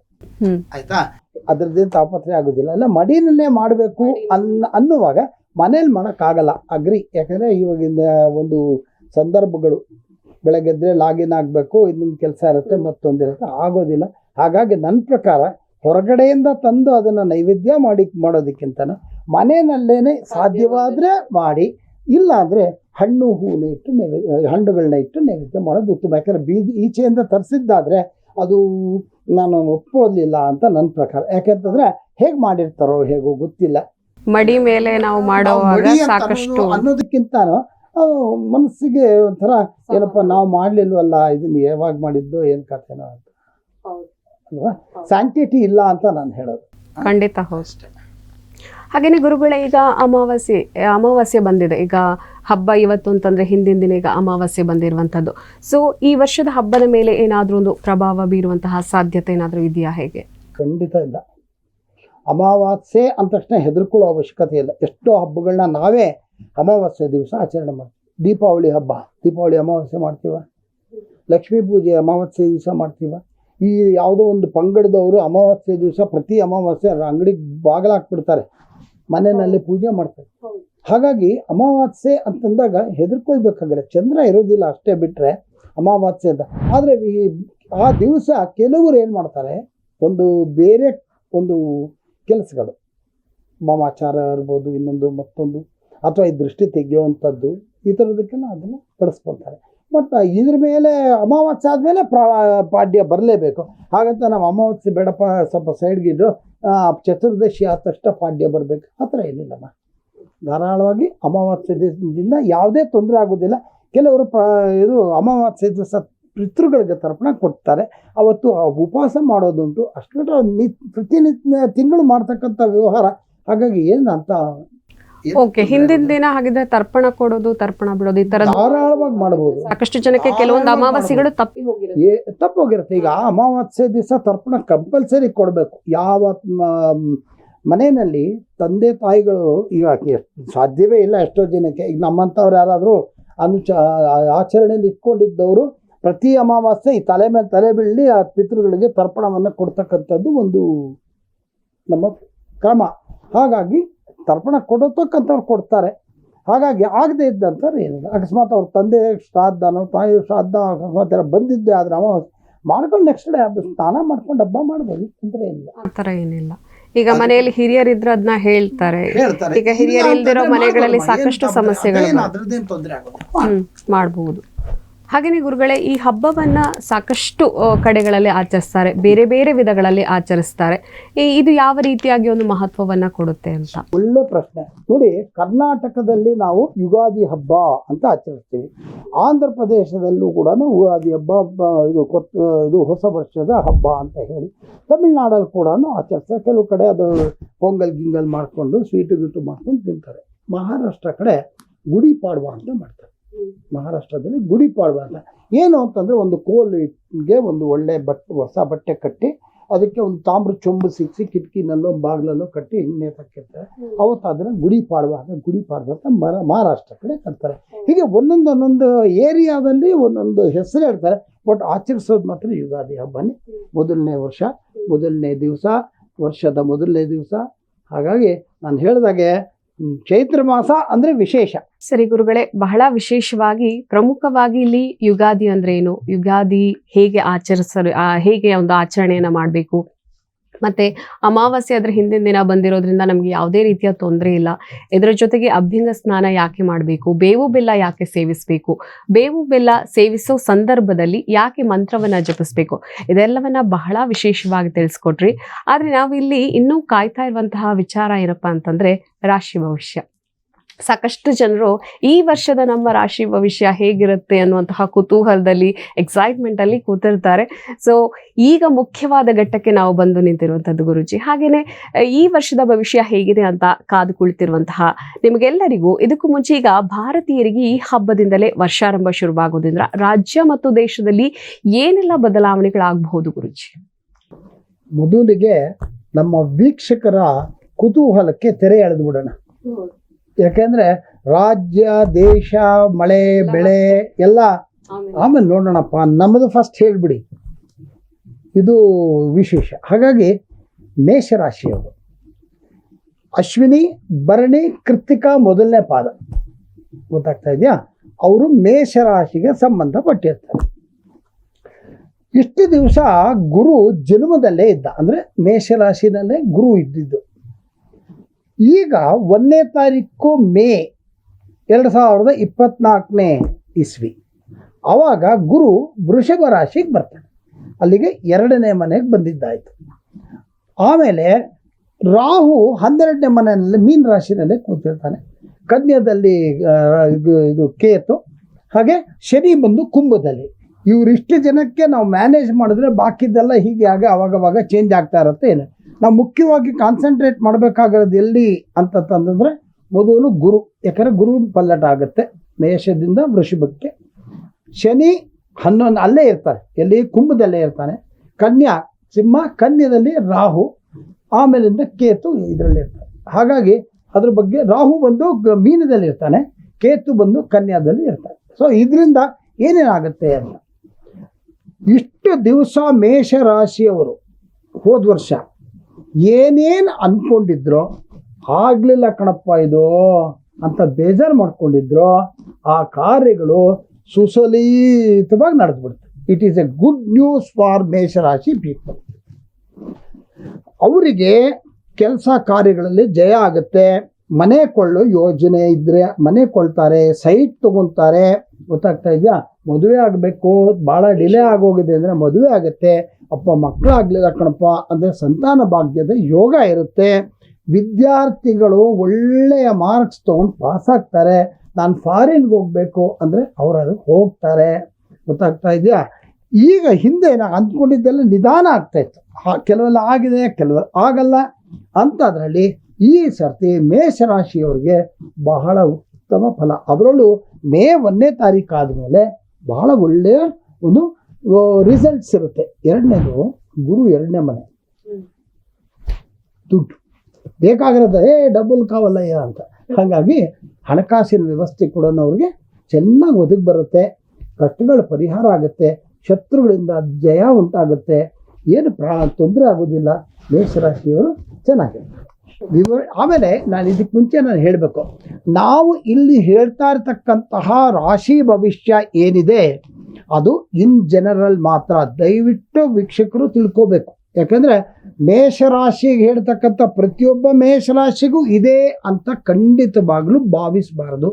ಯಾಕೆ ಅಂತಂದರೆ ಪ್ರತಿಯೊಬ್ಬರಿಗೂ ಕೂಡ ಅವ್ರದ್ದೇ ಆದ ಜಾತಕ, ಅವ್ರದ್ದೇ ಆದ ಲಗ್ನ, ಹುಟ್ಟಿದ ಲಗ್ನ ಎಲ್ಲ ಇರುತ್ತೆ.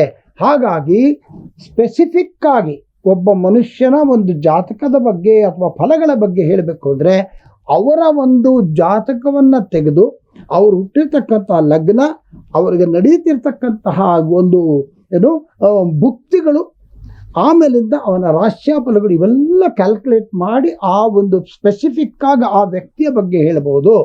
ಇದು ನಾವೇನು ಹೇಳ್ತಾ ಇದ್ದೀವಿ ಇದು ಇನ್ ಜನರಲ್ ಮಾತ್ರ. ಎಲ್ಲ ಮೇಷರಾಶಿಯವ್ರಿಗೂ ಇದಿಷ್ಟೇ ಅಪ್ಲಿಕಬಲ್ ಅಂತ ತಿಳ್ಕೊಬಾರ್ದು. ಯಾಕಂದರೆ ಇಂಡಿವಿಜುವಲ್ ಆಗಿ ವೈಯಕ್ತಿಕವಾಗಿ ಅವನಿಗೆ ಬೇಕು ಅಂತಂದಾಗ ಅವರು ಸರಿಯಾಗಿರ್ತಕ್ಕಂಥ ಜ್ಯೋತಿಷಿಗಳನ್ನು ಸಂಪರ್ಕ ಮಾಡಿ ಅವರ ಹತ್ರ ಅವರ ಜಾತಕವನ್ನು ಅಥವಾ date of birth, time of birth, place of birth ಎಲ್ಲ ವಿವರಗಳನ್ನ ಕೊಟ್ಟಿದ್ದೇ ಆದರೆ ಅವ್ರಿಗೆ ಸರಿಯಾಗಿ ಅವರಿಗೇನೆ ಯಾವ ವ್ಯಕ್ತಿ ಹೋಗಿರ್ತಾನೋ ಅವ್ರ ಹತ್ರ ಅವನ ವಿಶೇಷವಾಗಿ ಅವರಿಗೆ ನಿನಗೆ ಇದು ಅಪ್ಲಿಕಬಲ್ ಅಂತ. ನಾವು ಇಲ್ಲಿ ಈ ಒಂದು ಇದರಲ್ಲಿ ಕೂತ್ಕೊಂಡು ಹೇಳ್ತಾ ಇರ್ತಕ್ಕಂಥದ್ದು ಜನರಲೈಸೇಷನ್. ಇದು ಮೇಷರಾಶಿಗೆ ಎಲ್ರಿಗೂ ಮೇಷರಾಶಿಗೆ ರಾಮಕೃಷ್ಣ ಶಾಸ್ತ್ರಿಗಳು ಹೇಳಿದ್ರು ಇದಿಷ್ಟೇ ಅಂತ ಅಲ್ಲ, ಇದು ಜನರಲೈಸ್ ಆಗಿ ಮಾಡಿ ಹೇಳಿದ್ರು. ಯಾಕಂದರೆ ಒಬ್ಬೊಬ್ರದ್ದು ಒಂದೊಂದು ಲಗ್ನಗಳು ಅವರ ವಿಶೇಷತೆಗಳನ್ನು ನೋಡಿ ಆಮೇಲೆ ನಾವು ಅದನ್ನು ನಿರ್ಧಾರ ಮಾಡಬೇಕು. ಹಾಗಾಗಿ ಇಲ್ಲಿ ಹೇಳ್ತಕ್ಕಂಥ ಈ ಒಂದು ವಾಹಿನಿ ಮೂಲಕ ನಾವು ಹೇಳ್ತಾ ಇರ್ತಕ್ಕಂಥದ್ದು ಇನ್ ಜನರಲ್ ಮಾತ್ರ. ಓಕೆನಾ? ಯಾಕೆ ಇದು ಸ್ಪೆಸಿಫಿಕ್ ಆಗಿ ಹೇಳಬೇಕು. ಶಾಸ್ತ್ರಿಗಳಲ್ಲಿ ಕೂತ್ಕೊಂಡು ಹೇಳಿದ್ರಲ್ಲ ಇದೇನಾ ಅಂತ ಕೇಳಬಾರ್ದು. ಹಾಗಾಗಿ ಇದು ಇಷ್ಟೇನೆ. ಈಗ ಮುಂದಿನ ರಾಶಿ ಬಂದು ವೃಷಭ ರಾಶಿ. ನೋಡಿ, ಈ ವೃಷಭ ರಾಶಿಯಲ್ಲಿ ಯಾರು ಬರ್ತಾರೆ ಅಂದರೆ ಕೃತ್ತಿಕಾ, ರೋಹಿಣಿ, ಮೃಗಶಿರ. ಕೃತ್ತಿಕಾ 2ನೇ ಪಾದ, ಅಂದರೆ ಅಶ್ವಿನಿ ಭರಣಿ ಪಾದ ಮೇಷಂ. ಕೃತ್ತಿಕಾ ನಕ್ಷತ್ರ 1ನೇ ಪಾದ ಆದರೆ ಮೇಷರಾಶಿ, 2, 3, 4 ಮತ್ತೆ ಈ ರೋಹಿಣಿ ಆಮೇಲೆ ಮೃಗಶಿರ 1ನೇ ಪಾದ 2ನೇ ಪಾದ ಇವರು ಬಂದು ವೃಷಭ ರಾಶಿ. ಇಲ್ಲಿ ಶನಿ 10ನೇ ಮನೆಯಲ್ಲಿ ಇರ್ತಾನೆ ಇವ್ರಿಗೆ. ಆಮೇಲೆ ನಾನು ಹೇಳಿದಾಗೆ ಗುರು ಜನ್ಮದಲ್ಲಿ ಇರ್ತಾನೆ, ಮೇಷದಿಂದ ವೃಷಭಕ್ಕೆ ಬಂದಿದ್ದಾನೆ. ಜನ್ಮದಲ್ಲಿ ಇರೋದ್ರಿಂದ ಇವ್ರಿಗೇನಾಗತ್ತೆ ಅಂತಂತಂದರೆ ಮುಂದಾಲೋಚನೆಯಿಂದ ಯಾವುದಾದ್ರು ವ್ಯವಹಾರಗಳನ್ನು ವ್ಯವಹರಿಸಬೇಕು. ಸುಮ್ಮನೆ ದಿಢೀರಂತ ಯಾವುದೇ ಡಿಸಿಷನ್ ತಗೊಳ್ಳೋದು ಉತ್ತಮ ಅಲ್ಲ, ಒಳ್ಳೆಯದಲ್ಲ. ಯಾಕಂದರೆ ಏನೋ ಒಂದು ಡಿಸಿಷನ್ ತೊಗೊಂಡೆ ಏನೋ ಆಗೋಯ್ತು ಅಥವಾ ಕಳ್ಕೊಳ್ಳುವಂತಹ ಒಂದು ಯಾವ್ದಾರು ಇರ್ಬೋದು, ವ್ಯಾಪಾರ ಇರ್ಬೋದು, ವ್ಯವಹಾರ ಇರ್ಬೋದು, ವಿದ್ಯಾಭ್ಯಾಸ ಇರ್ಬೋದು, ಏನೇ ಡಿಸಿಷನ್ ತಗೋತಾರೋ ಅದನ್ನು ಬಹಳ ಆಲೋಚನೆ ಮಾಡಿ ನಿರ್ಧಾರ ಮಾಡೋದು ಒಂದು ಒಳ್ಳೆಯ ಕೆಲಸ. ಎರಡನೇದು ಇನ್ನೊಂದು ಗುಡ್ ನ್ಯೂಸ್ ಏನಪ್ಪ ಅಂದರೆ ಹಿಂದೆ ಅವ್ರಿಗೆ ನಡೀತಿದ್ದಂತಹ ನಿಧಾನಗತಿಯಲ್ಲಿ ನಡೀತಿದ್ದ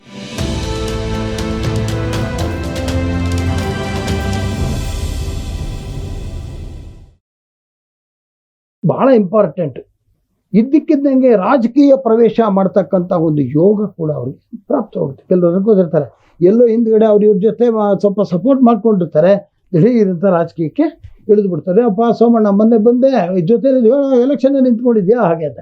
ಹಾಗಾಗಿ ಆ ಒಂದು ಅವ್ರಿಗೆ ಅವಕಾಶಗಳು ಕೂಡ ಇರುತ್ತೆ. ಆಮೇಲೆ ಆಕಸ್ಮಿಕ ಧನಯೋಗ ಇದೆ ಇವರಿಗೆ, ಆಕಸ್ಮಿಕ ಧನಯೋಗ ಇದೆ. ವಿದ್ಯಾರ್ಥಿಗಳಿಗೆ ಒಳ್ಳೆಯ ಕಾಲ.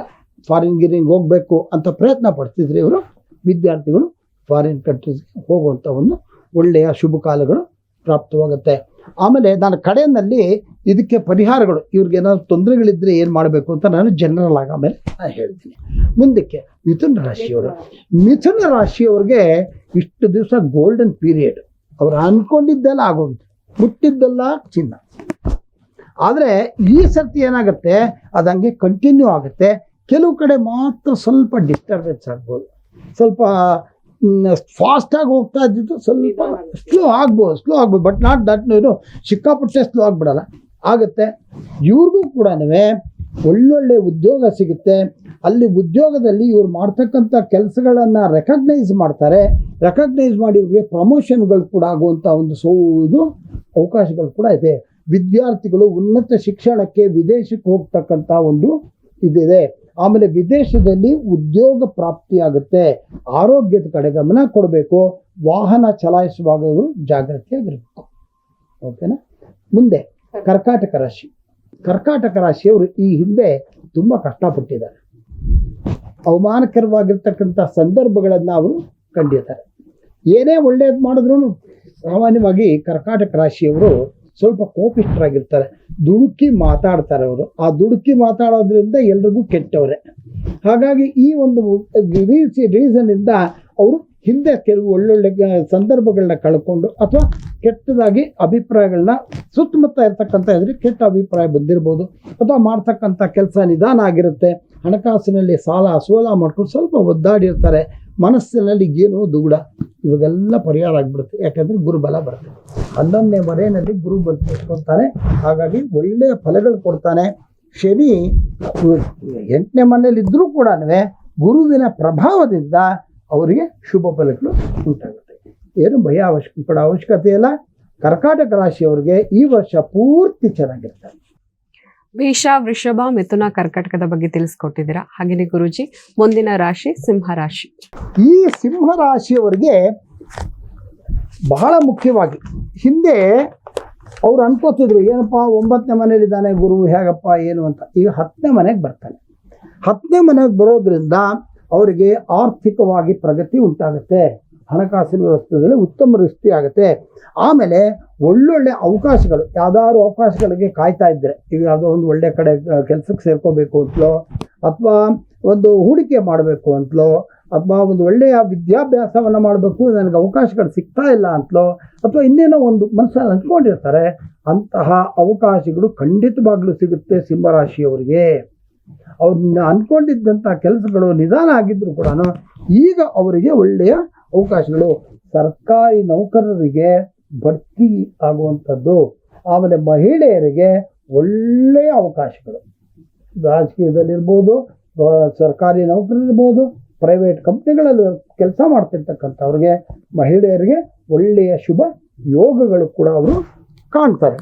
ಆಮೇಲೆ ಪಾಲುದಾರಿಕೆ ಮಾಡ್ತಾ ಇದ್ದರೆ, ಪಾರ್ಟ್ನರ್ಶಿಪ್ ಮಾಡ್ತಾ ಇದ್ದರೆ ಸ್ವಲ್ಪ ಮಿಸ್ಅಂಡರ್ಸ್ಟ್ಯಾಂಡಿಂಗ್ ಆಗುತ್ತೆ, ಸ್ವಲ್ಪ ಹಣ ಕಳ್ಕೊಳ್ಳುವಂಥ ಒಂದು ಯೋಗ ಇದೆ. ಹಾಗಾಗಿ ಪಾಲುದಾರಿಕೆಯಲ್ಲಿ ಸ್ವಲ್ಪ ಎಚ್ಚರವಾಗಿದ್ದರೆ ತುಂಬ ಮುಖ್ಯ. ಆಮೇಲೆ ರಾಜಕೀಯದಲ್ಲಿ ಯಾರು ಇದ್ದರೆ ಅವರಿಗೆ ಸ್ವಲ್ಪ ಕಾನೂನಿನ ತೊಡಕುಗಳು ಬರುತ್ತೆ. ಇದನ್ನು ಭಾಳ ಎಚ್ಚರವಾಗಿ ಅವರು ನೋಡಬೇಕಾಗುತ್ತೆ. ಮುಂದೆ ಕನ್ಯಾ ರಾಶಿಯವರು ಉತ್ತರ, ಹಸ್ತ, ಚಿತ್ತ 1ನೇ ಪಾದ 2ನೇ ಪಾದ ಇರಿದವರಿಗೆ ಕನ್ಯಾ ರಾಶಿ.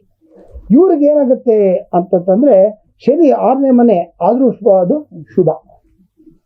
ಆಮೇಲೆ ಸ್ನೇಹಿತರಿಂದ ಅವ್ರಿಗೆ ಸಹಾಯ ಸಿಗುತ್ತೆ. ಆಮೇಲೆ ಬಂಧು ಮಿತ್ರರು ಕೂಡ ಇಷ್ಟು ದಿವಸ ಅವ್ರನ್ನ ಏನು ಅಂತ ಕೇರ್ ಮಾಡ್ತಾ ಇರೋದಿಲ್ಲ, ಅವ್ರಿಗೆ ಸಹಾಯ ಮಾಡ್ತಾರೆ. ಏನೋ ಆಗೋಯ್ತಪ್ಪ ಅಂತೇಳಿ ಬಂದು ಸಹಾಯ ಮಾಡ್ತಾರೆ. ಯಾಕೆ ದುಡ್ಡು ಕಾಸು ಯಾವಾಗ ಪೊಸಿಷನ್ ಬರುತ್ತೋ ಅವಾಗ ಜನ ಬಂದು ಮಾತಾಡ್ಸೋದು ಸಹಜ. ಹಾಗಾಗಿ ಅವರು ಬಂದು ಸೇರ್ಕೊತಾರೆ. ಆಮೇಲೆ ಭಾಗ್ಯಸ್ಥಾನದಲ್ಲಿರ್ತಕ್ಕಂತಹ ಗುರು ಇವರಿಗೆ ಕೀರ್ತಿ ಮತ್ತು ಪ್ರತಿಷ್ಠೆಯನ್ನು ತಂದುಕೊಡುತ್ತೆ. ಭಾಳ ಇಂಪಾರ್ಟೆಂಟ್ ಇದು. ಇದೇ ತಾನೇ ಬೇಕಾಗಿರೋದು, ಕೀರ್ತಿ ಪ್ರತಿಷ್ಠೆ ಬರುತ್ತೆ. ಹಾಗಾಗಿ ಇದು. ಆಮೇಲೆ ಇಷ್ಟು ದಿವಸ ಮನಸ್ಸಿನಲ್ಲಿ ಒತ್ತಡ ತುಂಬ ಇರುತ್ತೆ. ನಾನು ಅದು ಮಾಡಬೇಕು ಅಂತಿದ್ದೆ, ಆಗಲಿಲ್ಲ, ಸೋಮವಾರ ಬರುತ್ತೆ, ಮಂಗಳವಾರ ಬರುತ್ತೆ, ಆಗಲ್ಲ, ಏನಪ್ಪ ಇದು ಹೀಗೆ ಹಾಗೆ ಅಂತ ಕೈ ಇಸ್ಕೊತಿರ್ತಾರೆ. ಅಂತಹ ಒತ್ತಡಗಳಿಂದ ಅವರು ದೂರವಾಗ್ತಾರೆ. ಏನು ಪ್ರಾಬ್ಲಮ್ ಆಗೋದಿಲ್ಲ. ರೈತರಿಗೆ ತುಂಬ ಚೆನ್ನಾಗಿರ್ತಕ್ಕಂತಹ ಬೆಳೆ ಬಂದು ಆದಾಯ ಉಂಟಾಗುತ್ತೆ. ಆಮೇಲೆ ಮುಖ್ಯವಾಗಿ ಯಾರಾದರೂ ಹೊಸ ಉದ್ಯೋಗಕ್ಕೆ ಪ್ರಯತ್ನ ಪಡ್ತಾ ಇದ್ದರೆ ಆ ಉದ್ಯೋಗಗಳು ಅವರಿಗೆ ಪ್ರಾಪ್ತವಾಗುತ್ತೆ. ಮುಖ್ಯವಾಗಿ ವಾಹನ ಚಲಾಯಿಸುವಾಗ ಮತ್ತೆ ಹೇಳ್ತಾ ಇದ್ದೀನಿ, ತುಂಬ ಜಾಗೃತಿಯಾಗಿರಬೇಕು. ಇವಾಗ ವೀಲಿಂಗ್ ಮಾಡೋದು, ಫಾಸ್ಟಾಗಿ ಹೋಗೋದು ಇವೆಲ್ಲ ಮಾಡಿದ್ರೆ ತುಂಬ ಒಳ್ಳೆಯದಲ್ಲ, ಆರೋಗ್ಯಕ್ಕೂ ಒಳ್ಳೆಯದಲ್ಲ, ಜನಗಳಿಗೂ ಒಳ್ಳೆಯದಾಗಲ್ಲ. ಆಮೇಲೆ ವಿವಾಹ ಯೋಗ ಇದೆ, ಸಂತಾನ ಭಾಗ್ಯ ಕೂಡ ಯೋಗ ಇದೆ. ಹಾಗಾಗಿ ಬೈ ಆ್ಯಂಡ್ ಲಾರ್ಜ್ ಕನ್ಯಾ ರಾಶಿಯವರಿಗೆ ಚೆನ್ನಾಗಿ. ಹಾಗೆಯೇ ಗುರುಗಳೇ, ತುಲಾ ಮತ್ತೆ ವೃಶ್ಚಿಕ ಉಳಿದ ತುಲಾ ರಾಶಿಯವ್ರಿಗೆ ಏನಾಗುತ್ತೆ, 7ನೇ ಮನೆಯಿಂದ 8ನೇ ಮನೆಗೆ ಗುರು ಬರ್ತಾನೆ. ಶನಿ 5ನೇ ಮನೆ, ರಾಹು 6, ಕೇತು 12ನೇ ಮನೆ. ಇದರಿಂದ ಏನಾಗುತ್ತೆ ಅಂತಂದರೆ ಸಂಪಾದನೆ ಅಂತೂ ಚೆನ್ನಾಗಾಗುತ್ತೆ. ಇಷ್ಟು ದಿವಸ ಒಳ್ಳೆ ಚೆನ್ನಾಗಿತ್ತು, ಸಂಪಾದನೆ ಆಗುತ್ತೆ. ಅದೇ ರೀತಿ ಖರ್ಚು ಕೂಡ ಆಗುತ್ತೆ. ಹೆಂಗೆ ಖರ್ಚಾಗುತ್ತೆ ಅಂದರೆ ಸುಮ್ಮನೆ ತೊಗೊಂಡೋಗಿ ವೇಸ್ಟ್ ಮಾಡ್ತಕ್ಕಂಥದ್ದಲ್ಲ. ಅದು ಏನಾಗುತ್ತೆ ಅಂದರೆ ಇವರು ಮನೆ ಖರೀದಿಗೋಸ್ಕರ ಖರ್ಚು ಮಾಡ್ತಾರೆ, ಇನ್ವೆಸ್ಟ್ಮೆಂಟಿಗೆ ಖರ್ಚು ಮಾಡ್ತಾರೆ, ಆಮೇಲಿಂದ ಲ್ಯಾಂಡ್ಸ್ ತೊಗೊಳೋದಕ್ಕೆ ಖರ್ಚು ಮಾಡ್ತಾರೆ, ಇನ್ನೇನೋ ಒಂದು ಚಿನ್ನ, ಹೀಗೆ ಅಸೆಟ್ಸ್ ಮಾಡೋದಕ್ಕೆ ಖರ್ಚು ಮಾಡ್ತಾರೆ. ಸುಮ್ಮನೆ ವ್ಯಥಾ ದುಡ್ಡು ಬಂತು ಅಂತ ಖರ್ಚು ಮಾಡಲ್ಲ. ದೇ ಆರ್ ವೆರಿ ಬ್ರಿಲಿಯಂಟ್ ಆ ವಿಚಾರದಲ್ಲಿ. ಯಾವುದಾದ್ರು ಒಂದು ಅಸೆಟ್ಸ್ ಮೇಲೆ ಅವರು ಖರ್ಚು ಮಾಡ್ತಾರೆ. ಸ್ವಲ್ಪ ಈ ಕಡೆ ಆ ಕಡೆ ಆಗುತ್ತೆ ದುಡ್ಡು ಕಾಸು, ಎಲ್ಲಿಂದಾನು ಹೊಂದಿಸ್ತಾರೆ. ಏನೋ ಬ್ಯಾಂಕ್ ಹೋಗಿ ಇದೆಯಲ್ಲ ಪ್ರಾವಿಷನ್ಸ್ ತೊಗೊತಾರೆ, ಅಸೆಟ್ಸ್ ಮಾಡ್ತಾರೆ. ಸೊ ಹಾಗಾಗಿ ಖರ್ಚಾಗುತ್ತೆ ಬಿಟ್ಟರೆ ಬೇರೆ ಏನೂ ಇಲ್ಲ. ಆಮೇಲೆ ಇವ್ರಿಗೆ ಇನ್ನೊಂದೇನಪ್ಪ ಅಂತಂದರೆ ಜವಾಬ್ದಾರಿ ಜಾಸ್ತಿ ಆಗುತ್ತೆ. ಕೆಲಸಗಳಲ್ಲಿ ಜವಾಬ್ದಾರಿ ಜಾಸ್ತಿ ಆಗುತ್ತೆ, ಪ್ರಮೋಷನ್ಸ್ ಆಗುತ್ತೆ. ಆ ಪ್ರಮೋಷನ್ಸ್ ಆದಾಗ ಇವ್ರ ಕಣ್ಣಲ್ಲಿ ತಡ್ಕೊಳ್ಳೋದಕ್ಕೆ ಸ್ವಲ್ಪ ಶಕ್ತಿ ಕಡಿಮೆ ಇರೋದ್ರಿಂದ ಆ ಜವಾಬ್ದಾರಿ ಪ್ರೆಷರ್ ಜಾಸ್ತಿ ಆಗುತ್ತೆ. ಜೊತೆಯಲ್ಲಿರ್ತಕ್ಕಂಥವ್ರು ಇವ್ರನ್ನ ರೆಕಗ್ನೈಸ್ ಮಾಡೋದಕ್ಕೆ ಏನಪ್ಪ ಇವರು ಕೆಲಸ ಸರಿ ಮಾಡೋದು ಏನೋ ಅನ್ನೋಂಥ ಒಂದು ಅಭಿಪ್ರಾಯ, ಅದೆಲ್ಲ ಒಂದು over A period of time ಅದು ಸರಿ ಹೋಗುತ್ತೆ. ಈ ತುಲಾ ರಾಶಿಯವರು ಸ್ವಲ್ಪ ದುಡುಕಿ ನಿರ್ಧಾರ ತಗೊಳ್ಳೋದ್ರ ಬದಲಾಗಿ ಶಾಂತವಾಗಿ ಆಲೋಚನೆ ಮಾಡಿ ನಿರ್ಧಾರ ತಗೊಂಡಿದ್ದೆ ಆದರೆ ಒಳ್ಳೆಯ ಭವಿಷ್ಯ ಇದೆ. ಈ ವರ್ಷ ಚೆನ್ನಾಗಿದೆ. ಎಲ್ಲ ಸಣ್ಣ ಪುಟ್ಟದು ಬರ್ಬೋದು, ಊಟಕ್ಕೆ ಖಾರ ಉಪ್ಪಿನಕಾಯಿ ಥರ ಏನೋ ಸಣ್ಣಗೆ ಬರುತ್ತೆ. ಅದು ಅಂಥ ದೊಡ್ಡ ಮೇಜರ್ ಅಂತ ಏನು ಅನಿಸೋದಿಲ್ಲ, ಚೆನ್ನಾಗುತ್ತೆ. ಶಾಸ್ತ್ರಗಳು ಯಾಕೆ ಎಲ್ರಿಗೂ ಬರೀ ಪಾಸಿಟಿವ್ ಹೇಳ್ತಾ ಇದ್ದಾರೆ ಅಂತ ಸಾಮಾನ್ಯವಾಗಿ ನೆಗೆಟಿವ್ ಹೇಳಿ ಹೆದರ್ಸೋದಕ್ಕಿಂತನೂ ನಿಮ್ಗೆ ಈ ಥರ ಇದೆ, ನೀವು ಈ ಥರ ಮಾಡಿ ಅಂತ ಕಡೆಯಿಂದ ಹೇಳಿಬಿಟ್ರೆ ಅವಾಗ ಅವ್ರಿಗೆ ಇದು ನೀವು ತಲೆ ಮೇಲೆ ಕಲ್ಲು ಬಿದ್ದೋಗ್ಬಿಡುತ್ತೆ ಕಡೆ ಅಂದರೆ ಬೀಳೋ ಕಲ್ಲು ಯಾವತ್ತೋ ಬೀಳುತ್ತೆ, ಇವತ್ತಿಂದಾನೇ ತಲೆ ಮೇಲೆ ಕೈ ಎತ್ಕೊಂಡು ಕೊಟ್ಬಿಡ್ತಾನೆ. ಹಾಗೆಲ್ಲ ಬೇಡ. ನನ್ನ ಅಭಿಪ್ರಾಯದಲ್ಲಿ ಶುಭವಾಗಿ ಎಲ್ಲರೂ ಆಗಬೇಕು. ಪ್ರತಿ ದಿವಸ ಏನೋ ಒಂದು ನಡೆಯುತ್ತೆ, ನೆಗೆಟಿವ್ಸು ಯಾವುದೋ ಅದು ಇದು ಬಂದು ಹೋಗುತ್ತೆ. ತಲೆ ಕೆಡಿಸ್ಕೊಳ್ಳೋ, ಪರ್ಟಿಕ್ಯುಲರ್ಲಿ ತುಲಾ ರಾಶಿಯವರು ತಲೆ ಕೆಡಿಸ್ಕೊಳ್ಳೋ ಅವಶ್ಯಕತೆ ಇಲ್ಲ. ಹಾಗೆ ಆಗುತ್ತೆ. ಕೆಲವೆಲ್ಲ ಪ್ರೆಷರ್ಸು ಇದು ಇದ್ದಾಗ ಈ ಕಂಪ್ನಿ ಬೇಡ, ಆ ಕಂಪ್ನಿ ಬಿಟ್ಟು ಹೋಗೋಣ, ನನ್ನ ಜೊತೆ ನಮ್ಮ ಸುಪೀರಿಯರ್ ಚೆನ್ನಾಗಿಲ್ಲ ಕಣಪ್ಪ, ನನಗೆ ಯಾಕೋ ಸರಿ ಹೋಗಲಿಲ್ಲ, ಆ ಥರ ಎಲ್ಲ ಅಭಿಪ್ರಾಯ ಬರ್ಬೋದು. ನಥಿಂಗ್ ಟು ವರಿ, ಎಲ್ಲ over A period of time ಎಲ್ಲ ಸರಿ ಹೋಗುತ್ತೆ. ಭಯ ಬೀಳೋ ಅವಶ್ಯಕತೆ ಇಲ್ಲ ನನ್ನ ಪ್ರಕಾರದಲ್ಲಿ. ಮುಂದೆ ವೃಶ್ಚಿಕ ರಾಶಿ ಹೋಗೋಣ. ಭಾಳ ಇಂಪಾರ್ಟೆಂಟು. ಇವ್ರದ್ದು ವಿಶಾಖ 4ನೇ ಪಾದ, ಅನುರಾಧ ಮತ್ತು ಜ್ಯೇಷ್ಠ. 6ರಿಂದ 7ನೇ ಮನೆಗೆ ಗುರು ಬರ್ತಾನೆ. ಯಾವಾಗ ಗುರು 6ರಿಂದ 7ನೇ ಮನೆಗೆ ಬರ್ತಾನೆ, ಗುರು ಬಲ ಬಂದ್ಬಿಡುತ್ತೆ. ಎಲ್ಲಿ ಗುರು ಬಲ ಇರುತ್ತಾ ಅಲ್ಲಿ ಅವನಿಗೆ ಸಂತೋಷವಾಗಿ ಎಲ್ಲ ಕೆಲಸಗಳಾಗುತ್ತೆ. ಗುರಿ ಮುಂದೆ ಗುರು ಹಿಂದೆ ನಾವಿದ್ರೆ ಸಾಕು, ಕೆಲಸ ಆಗುತ್ತೆ. ಹಾಗಾಗಿ ಗುರುವಿನ ಒಂದು ಸಹಾಯ ಚೆನ್ನಾಗಿರುತ್ತೆ. ಇಷ್ಟು ದಿವಸ ಕಷ್ಟ ಆಯಿತು, ಅದು ಇದು ಮಾಡಿದ್ದಾಯಿತು, ಕಳ್ಕೊಂಡಿದ್ದಾಯಿತು, ಸಾಲ ಮಾಡಿದ್ದಾಯಿತು, ಪ್ರೆಷರ್ ತೊಗೊಂಡಾಯಿತು. ಇನ್ನು ಮುಂದಕ್ಕೆ ವೃಶ್ಚಿಕ ರಾಶಿಯವರಿಗೆ ಸುಖ ಸ್ಥಾನ ಶನಿ 4ನೇ ಮನೆಯಲ್ಲಿದ್ದರೂ ಕೂಡ ಸುಖ ಕೊಡ್ತಾನೆ. ಆಮೇಲೆ ಇವರು ಅನ್ಎಕ್ಸ್ಪೆಕ್ಟೆಡ್ ಆಗಿ ಪ್ರಮೋಷನ್ ಸಿಗುತ್ತೆ, ಅನ್ಎಕ್ಸ್ಪೆಕ್ಟೆಡ್ ಆಗಿ ಅವ್ರಿಗೆ ಅಧಿಕಾರ ಸಿಗುತ್ತೆ, ಇವರಿಗೆ ಸ್ಥಾನ ಬದಲಾವಣೆ ಆಗ್ತಕ್ಕಂಥ ಒಂದು ಯೋಗ ಇದೆ. ಇಲ್ಲಿಂದ ಕಡೆ ನೀನು ಕಂಪ್ನಿನೇ ಚೇಂಜ್ ಮಾಡ್ಬೋದು ಒಂದು ಒಳ್ಳೆ ಪ್ರಮೋಷನ್ಗೆ ಅಥವಾ ಒಳ್ಳೆ ಜಾಗಕ್ಕೆ, ಅಥವಾ ಇವರು ಇನ್ನೊಂದು ಕಡೆ ಫಾರಿನ್ ಗಿರಿನ್ಗೆ ಹೋಗಿ ಒಳ್ಳೆ ಪೊಸಿಷನ್. ಹಾಗಾಗಿ ಇವರಿಗೆ ಸ್ಥಾನ ಬದಲಾವಣೆ ಆದರೂ ಕೂಡ ಒಳ್ಳೆಯ ಜವಾಬ್ದಾರಿ ಕೆಲಸ ಖಂಡಿತ ಸಿಗುತ್ತೆ, ಚೆನ್ನಾಗಿರ್ತಾರೆ. ಆಮೇಲೆ ಮಕ್ಕಳಿಂದ ಸಂತೋಷ ಸಿಗುತ್ತೆ, ವಿಶೇಷವಾಗಿ ಹೆಣ್ಣು ಮಕ್ಕಳಿಂದ ಇವ್ರಿಗೆ ಸುಖ ಸಂತೋಷಗಳು ಹೆಚ್ಚಾಗಿ ಸಿಗುತ್ತೆ. ಆರೋಗ್ಯದಲ್ಲಿ ಸುಧಾರಣೆ ಆಗುತ್ತೆ. ಭಾಳ ಮುಖ್ಯ ಅಂದರೆ ತಾಳ್ಮೆ ಬೇಕು. ದುಡುಕಿ ಯಾವುದೇ ನಿರ್ಧಾರ ತಗೊಂಡ್ರೆ ಅದಕ್ಕೆ ಸರಿಯಾಗಿರ್ತಕ್ಕಂಥ ರಿಸಲ್ಟ್ನ ಅವ್ರು ನೋಡಬೇಕಾಗತ್ತೆ. ಹಾಗಾಗಿ ದುಡುಕಿ ನಿರ್ಧಾರ ಬೇಡ, ಜಾಗೃತಿಯಾಗಿದ್ದರೆ ಒಳ್ಳೆಯದು ಅಂತ ಹೇಳ್ತೀನಿ. ವಿದ್ಯಾರ್ಥಿಗಳಿಗೆ ಬಹಳ ಒಳ್ಳೆಯ ಕಾಲ, ಏನು ಭಯ ಇಲ್ಲ. ಕಡೆಯಲ್ಲಿ ಮಹಿಳೆಯರಿಗೆ ಮತ್ತೆ ಅಧಿಕಾರ ಪ್ರಾಪ್ತವಾಗುತ್ತೆ, ಆಯಿತಾ. ಸೊ ಇದು ವೃಶ್ಚಿಕ ರಾಶಿಗೆ ಸಂಬಂಧಪಟ್ಟಿದ್ದು. ನೆಕ್ಸ್ಟು ಧನಸ್ಸು. ಈಗ ಈ ಧನುರಾಶಿಯವ್ರಿಗಾರು ಮೂಲ, ಪೂರ್ವಾಷಾಢ, ಉತ್ತರಾಷಾಢ 1ನೇ ಪಾದ. ಇವ್ರಿಗೆ ಗುರು 5ನೇ ಮನೆಯಿಂದ 6ನೇ ಮನೆಗೆ ಬರ್ತಾನೆ, ಶನಿ 9ನೇ ಮನೆಯಲ್ಲೇ ಇರ್ತಾನೆ, ರಾಹು 4ನೇ ಮನೆ, ಕೇತು 8ನೇ ಮನೆ. ಇವರಿಗೆ ಯಾವಾಗಲೂ ದುಡ್ಡಿಂದೇ ಚಿಂತೆ. ಹಿಂದೆ ಎಲ್ಲ ಅವ್ರಿಗೆ ಟೇಸ್ಟ್ ನೋಡಿಬಿಟ್ಟಿರ್ತಾರೆ. ಇಷ್ಟು ದಿವಸ ಅವರು ಚೆನ್ನಾಗಿ ವರಮಾನ ಇತ್ತು, ಆ ಕಾರ್ ತಗೋ, ಈ ಮನೆ ತಗೋ, ಅದು ತಗೋ, ಇದು ತಗೋ, ಎಲ್ಲ ತಗೋ, ಸ್ವಲ್ಪ ಚೆನ್ನಾಗಿ ಓಡಾಡಿ ಮಾಡಿರ್ತಾರೆ. ಈಗ ಸ್ವಲ್ಪ ಪ್ರಾಬ್ಲಮ್ ಬಂದಾಗ ಚಿಂತೆ ಶುರುವಾಗುತ್ತೆ. ಇಷ್ಟು ದಿವಸ ಇರಲಿಲ್ಲಪ್ಪ ತೊಂದರೆ, ಈಗ ಶುರುವಾಯ್ತದ ಏನೋ ಎತ್ತೋ, ಒಂದ್ಸತಿ ಕೇಳ್ಕೊಂಬಂದ್ಬಿಡೋಣ ಅಂತಾರೆ ಅಲ್ವಾ. ಹಾಗಾಗಿ ಈ ಧನುರಾಶಿಯವರು ಭಾಳ ದಿವಸ ಸ್ವೀಟ್ ತಿಂದರು, ಮಧ್ಯೆ ಒಂಚೂರು ಖಾರ ಬರುತ್ತೆ, ಅನುಸರಿಸ್ಕೋಬೇಕು. ಹಾಗಾಗಿ ನನಗೆಲ್ಲೂ ಸುಖ ಇಲ್ಲ ಅಂತ ಯೋಚನೆ ಮಾಡ್ತಾ ಸ್ವಲ್ಪ ಬಾಧೆ ಬೀಳ್ತಾರೆ. ಆದರೆ ಭಯ ಬೀಳೋ ಅವಶ್ಯಕತೆ ಏನೂ ಇಲ್ಲ. ಯಶಸ್ಸು ಸಿಗುತ್ತೆ, ನಿಧಾನ ಆಗುತ್ತೆ, ಯಶಸ್ಸು ಸಿಗುತ್ತೆ. ಆಮೇಲೆ ಅವ್ರಿಗೆ ಸುತ್ತಮುತ್ತ ಇಷ್ಟು ದಿವಸ ಯಾರು ಸುತ್ತಮುತ್ತ ದುಡ್ಡು ಕಾಸು ಪೊಸಿಷನ್ ಇದ್ದು ಅಂದಾಗ ಅವನೇ ಮಾಡ್ತಾರೆ, ಜನ ಜಾಸ್ತಿ ಇರ್ತಾರೆ, ಚೆನ್ನಾಗಿದೆಯಾ ಕಣೋ, ಚೆನ್ನಾಗಿದೆಯಾ ಕಣೋ ಅಂತ. ಆದರೆ ಆ ಹಿತಶತ್ರುಗಳಿಂದ ಇವನಿಗೆ ತೊಂದರೆ ಆಗುತ್ತೆ, ಸ್ವಲ್ಪ ಎಚ್ಚರ ಇರಬೇಕು. ಹಿಂದೆ ನಮ್ಮ ಸ್ಕೂಲಲ್ಲಿ ಹೇಳೋರು, ದಂತಪಂಕ್ತಿಯ ಮಧ್ಯೆ ಎಂತಿಕ್ಕು ನಾಲಿಗೆಯೋ ಅಂತ. ಆ ನಾಲಿಗೆ ಆ ದಂತಪಂಕ್ತಿಗಳ ಮಧ್ಯೆ ಇದ್ದಾಗ ಹೇಗೆ ಛೇದಿ ಭಾಳ ಎಚ್ಚರವಾಗಿರುತ್ತಾ, ಹಾಗೆ ನಾವು ಕೂಡ ಇರಬೇಕು. ಧನುರಾಶಿಯವರು ಹಾಗಿರಬೇಕು. ಆಮೇಲೆ ಉದ್ಯೋಗದಲ್ಲಿ ಜವಾಬ್ದಾರಿ ಹೆಚ್ಚುತ್ತೆ, ಪ್ರೆಷರ್ ಜಾಸ್ತಿ ಆಗುತ್ತೆ.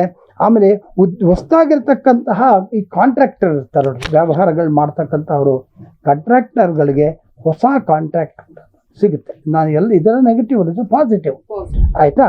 ಆಮೇಲೆ ಕ್ರೀಡಾಪಟುಗಳು ಮತ್ತು ಕಲಾವಿದರಿಗೆ ಒಳ್ಳೆಯ ಶುಭ ಕಾಲ, ಒಳ್ಳೊಳ್ಳೆ ಅವಕಾಶಗಳು ಸಿಗುತ್ತೆ, ಒಳ್ಳೊಳ್ಳೆ ಪ್ರಶಸ್ತಿಗಳು ಸಿಗುತ್ತೆ, ಬಹಳ ಒಳ್ಳೆಯದಾಗುತ್ತೆ. ಕಡೆಗೆ ಇವರು ಆರೋಗ್ಯದ ಕಡೆ ಅವರು ತುಂಬ ಮುಖ್ಯವಾಗಿ ಗಮನ ಕೊಡಬೇಕು. ಇದು ಧನುರಾಶಿಯವ್ರಿಗೆ. ನೆಕ್ಸ್ಟು ಮಕರ ರಾಶಿ ನೋಡಿ. ಸಾಮಾನ್ಯವಾಗಿ ಮಕರ ರಾಶಿಯವರು ಈಗಾಗಲೇ ಭಾಳ ಕಷ್ಟಪಟ್ಟಿದ್ದಾರೆ. 7 ವರ್ಷ ಶನಿ ಕಾಟ ಕಾಣೋ ಸಾಡೆ ಸಾತಿ ಅಂತ ಹೆದರಿಸಿ 7 ಅಂತ ಹೆದರಿಸಿ, ಇವ್ರಿಗೆ ಆ ಹೆದರ್ಕೊಳ್ಳೋ ಸಂಬಂಧನೇ ಇಲ್ಲ. ಯಾಕೆಂದರೆ ಗುರು 5ನೇ ಮನೆಗೆ ಬರ್ತಾನೆ, ಗುರುಬಲ ಪ್ರಾಪ್ತವಾಗ್ಬಿಡುತ್ತೆ. ಯಾವಾಗ ಗುರುಬಲ ಇವರಿಗೆ ಪ್ರಾಪ್ತವಾಗ್ಬಿಡುತ್ತೋ ಗುರು ಅನುಗ್ರಹ ಚೆನ್ನಾಗಿರುತ್ತೆ. ಯಾವಾಗ ಗುರು ಅನುಗ್ರಹ ಚೆನ್ನಾಗಿರುತ್ತೆ, ಆರ್ಥಿಕ ಸ್ಥಿತಿ ಇಷ್ಟು ದಿವಸ ಈ ಸಾಡೆ ಸಾತಿನಲ್ಲಿ ದುಡ್ಡು ಕಳ್ಕೊಂಡಿದ್ದು, ಶತ್ರುಗಳಿದ್ದು, ಮನೆಯವರೇ ಶತ್ರುಗಳು, ಹಿತಶತ್ರುಗಳು, ಈ ಥರ ಭಾಳ ಅನಾರೋಗ್ಯ ಎಲ್ಲ ಬಾಧೆ ಪಟ್ಟಿದ್ದುಂಟು, ಅಂಥದ್ದೆಲ್ಲ ಈಗ ಕಡಿಮೆ ಆಗುತ್ತೆ. ಭಾಳ ಚೆನ್ನಾಗಿರ್ತಾರೆ, ಕಷ್ಟಗಳೆಲ್ಲ ಪರಿಹಾರ ಆಗುತ್ತೆ. ವೃತ್ತಿಯಲ್ಲಿ ಶುಭ ವಾರ್ತೆ ಬರುತ್ತೆ. ಇಷ್ಟು ದಿವಸ ಯಾರು ರೆಕಗ್ನೈಸ್ ಮಾಡಿರೋದಿಲ್ಲ ಅಂತಹ ರೆಕಗ್ನಿಷನ್ ಅವರು ಸಿಗುತ್ತೆ. ಆಮೇಲೆ ಬಂಧು ಮಿತ್ರರು ಇಷ್ಟು ದಿವಸ ದೂರ ಆದವರು ಹತ್ತಿರ ಬರ್ತಾರೆ, ಎಲ್ಲ ಸೇರಿಕೊಂಡು ಚೆನ್ನಾಗಿರ್ತಾರೆ. ವ್ಯಾಪಾರದಲ್ಲಿ ಒಳ್ಳೆ ಶುಭ ಫಲಗಳು ಸಿಗುತ್ತೆ. ವಿದ್ಯಾರ್ಥಿಗಳಿಗೆ ವಿದೇಶ ಪ್ರಯಾಣದ ಯೋಗ ಇರುತ್ತೆ. ಸೊ ಬೈ ಆ್ಯಂಡ್ ಲಾರ್ಜ್ ಇವರು ಕಷ್ಟಪಟ್ಟಿರೋ ದಿನಗಳು ಮುಗೀತಾ ಇದೆ. ಆಮೇಲಿಂದ ಈ ಮಕರ ರಾಶಿಯವರಿಗೆ ಇನ್ನು ಮುಂದಕ್ಕೆ ಶುಭ ಫಲಗಳೇ ಕಾಣಿಸ್ತಾ ಇರುತ್ತೆ, ಒಳ್ಳೆಯ ದಿನಗಳು. ಕುಂಭರಾಶಿ ಇವರು ಬಹಳ ಇಂಪಾರ್ಟೆಂಟ್. ಯಾಕೆ ತುಂಬ ಇಂಪಾರ್ಟೆಂಟ್ ಅಂತಲೇ ಧನಿಷ್ಠ 3ನೇ ಪಾದ, 4ನೇ ಪಾದ, ಶತಭಿಷ, ಆಮೇಲೆ ಪೂರ್ವ ಪಾದ 1, 2, 3ನೇ ಪಾದ. ಇವ್ರಿಗೆ ಏನಾಗುತ್ತೆ ಅಂತಂದರೆ ಧನದ ಆದಾಯ ಚೆನ್ನಾಗಿರುತ್ತೆ. ಇಷ್ಟು ದಿವಸ ಬರೀ ನನಗೂ ಇದೊಂದು ಇದಾಗ್ಬಿಡ್ತಾರೆ, 7.5 ತಿಂದರೆ ನನಗೇನೋ ತಲೆ ಮೇಲೆ ದೊಡ್ಡ ಕಲ್ಲು ಬಿದ್ದೋಗ್ಬಿಡುತ್ತೆ ಅಂತ. ಬರೀ ಶನಿ ಮಾತ್ರ ನೋಡೋದಲ್ಲ, ಬೇರೆನೂ ನೋಡಬೇಕು. ಬೇರೆ ಬೇರೆ ಗ್ರಹಗಳಿಂದ ಏನಾದ್ರು ಸಪೋರ್ಟ್ ಇದೆಯಾ, ಇವನು ಅವ್ನ ಫ್ರೆಂಡಾ, ಇವನ್ ಫ್ರೆಂಡಾ, ಅವನಿಂದ ನಮಗೆ ಸಪೋರ್ಟ್ ಸಿಗುತ್ತಾ. ಶನಿ ಸುಮ್ಮನೆ ಸ್ವಲ್ಪ ಕೂತ್ಕೊಳ್ಪ, ಯಾಕೆ ಗುರು ಆಡ್ತೀಯ ಅಂತ ಅಂದ್ಬಿಟ್ಟು ನಾವು ಹೆಂಗೆ ಸಮಾಧಾನ ಮಾಡ್ತೀವೋ ಹಾಗೆ ಆ ಶನಿನೂ ಕೂಡ ಸ್ವಲ್ಪ ತೊಂದರೆ ಕೊಡೋದನ್ನ ಕಡಿಮೆ ಮಾಡ್ತಾನೆ. ಹಾಗಾಗಿ ಇವನು ಮಾಸ್ಟ್ರು ಶನಿ. ನಾವು ಏನು ಕರ್ಮ ಮಾಡಿರ್ತೀವೋ ಅದಕ್ಕೆ ಫಲವನ್ನು ಅವ್ನು ಕೊಡ್ತಾ ಇರ್ತಕ್ಕಂಥವ್ನು. ಹಾಗಾಗಿ ಇವರಿಗೆ ಆದಾಯ ಹೆಚ್ಚಾಗಿರುತ್ತೆ, ಹಾಗೆ ಖರ್ಚು. 100 ರೂಪಾಯಿ ಬಂತು ಅಂದರೆ 100 ರೂಪಾಯಿ ಹಂಗೆ ಖರ್ಚಾಗುತ್ತೆ. ಬಂತು ಹೋಯ್ತು ಅಷ್ಟೇ. ಈಗ ಖರ್ಚು ಆಗಬೇಕಾಗಿರೋದು ಇದು ಇದೊಂದೇ ಆಗುತ್ತೆ. ಆಮೇಲೆ ಇವೆಲ್ಲ ನೋಡಿ ನೋಡಿ ಬೇಜಾರಾಗಿ ವೈರಾಗ್ಯ ಬಂದ್ಬಿಡುತ್ತೆ ನನಗೆ. ಹೋಗಪ್ಪ ದೇವ್ರು ತಿಂದು ಆರಾಮಾಗಿ ಇದ್ಬಿಡೋಣ ಅಂತ. ಹಾಗಾಗಿ ಅವ್ರೇನು ಮಾಡ್ತಾರೆ ಅಂತಂದರೆ, ಒಂದು ಬಹಳ ವಿಶೇಷ, ದುಡ್ಡು ಬಂತು ಅಂತ ವ್ಯಾಪಾರದಲ್ಲಿ ವಿಸ್ತರಣೆ ಮಾಡೋದಕ್ಕೆ ಹೋಗ್ತಾರೆ. ತುಂಬ ಜಾಗ್ರತೆಯಿಂದ ಮಾಡಬೇಕು. ದುಡ್ಡು ಬಂತು, ಈ ಬಿಸ್ನೆಸ್ ತೆಗೆದು ಆ ಬಿಸ್ನೆಸ್ಗೆ ಹಾಕೋ, ಆ ಬಿಸ್ನೆಸ್ ತೆಗೆದು ಸ್ವಲ್ಪ ಆಲೋಚನೆ ಮಾಡಿ ನಿರ್ಧಾರವನ್ನು ಮಾಡಬೇಕು. ವೃತ್ತಿಯಲ್ಲಿ ಬದಲಾವಣೆಗಳಾಗುವಂಥ ಅವಕಾಶಗಳು ತುಂಬ ಇದೆ. ಆಮೇಲೆ ಮಾನಸಿಕ ಚಿಂತೆ ಇರುತ್ತೆ, ಏನು ಮಾಡೋಕ್ಕಾಗಲ್ಲ. ಏನೋ ಮಾಡೋಕ್ಕೆ ಹೋದೆ ಅದಾಗಲಿಲ್ಲ ಅಂತ ಡಿಲೇ. ಯಾಕಂದರೆ 7.5 ಸ್ವಲ್ಪ ಇರುತ್ತೆ, ಚಿಂತೆ ಇರುತ್ತೆ, ಭಯ ಬೀಳೋ ಅವಶ್ಯಕತೆ ಇಲ್ಲ. ಕಡೆಗೆ ಭಾಳ ಒಂದು ಗುಡ್ ನ್ಯೂಸ್ ಏನಪ್ಪ ಅಂದರೆ, ಇವರು ವಾಹನ ತಗೋತಾರೆ, ಆಭರಣಗಳನ್ನು ಪರ್ಚೇಸ್ ಮಾಡ್ತಾರೆ, ಮನೆ ತಗೊಳ್ಳೋ ಯೋಗಗಳಿರುತ್ತೆ. ವಿದ್ಯೆಯಲ್ಲಿ ಭಾಳ ವಿದ್ಯಾರ್ಥಿಗಳಿಗೆ ಫಾರಿನ್ಗೆ ಹೋಗಬೇಕು ಅಂತಂದರೆ ಅಂತಹ ಒಂದು ಯೋಗಗಳು ಅವ್ರಿಗೆ ಸಿಗುತ್ತೆ. ಮಕ್ಕಳಿಂದ ಇವರಿಗೆ ಸುಖ ಸಿಗುತ್ತೆ. ಯಾಕಂದರೆ ಮಕ್ಕಳಿಗೆ ಏನೋ ಒಂದು ಓದಿಸ್ಬೇಕು, ಮಕ್ಕಳಿಗೆ ಒಳ್ಳೊಳ್ಳೆ ಪೊಸಿಷನ್ಗೆ ಹೋಗಬೇಕು ಅಂತ ಇದ್ದಾಗ ಅಂಥ ಮಕ್ಕಳಿಗೆ ಇವ್ರಿಗೆ ಅವಕಾಶಗಳು ಚೆನ್ನಾಗಿ ಸಿಗುತ್ತೆ. ಕಡೆಯದು ಮೀನರಾಶಿ. ಮೀನರಾಶಿಯವರಿಗೆ ಇಷ್ಟು ದಿವಸ ಇದ್ದಂತಹ ಒಂದು ಶಕ್ತಿ ಈಗ ಕಡಿಮೆ. ಯಾಕೆ ಅಂತಂದರೆ ಗುರುಬಲ ಇರೋದಿಲ್ಲ. 2ನೇ ಮನೆ ಗುರು ಇದ್ದಿದ್ದು 3ನೇ ಮನೆ ಬರ್ತಾನೆ, 12ನೇ ಮನೆ ಶನಿ. ಹಾಗಾಗಿ ರಾಹು 1ನೇ ಮನೆ, 7ನೇ ಮನೆಯಲ್ಲಿ ಕೇತು.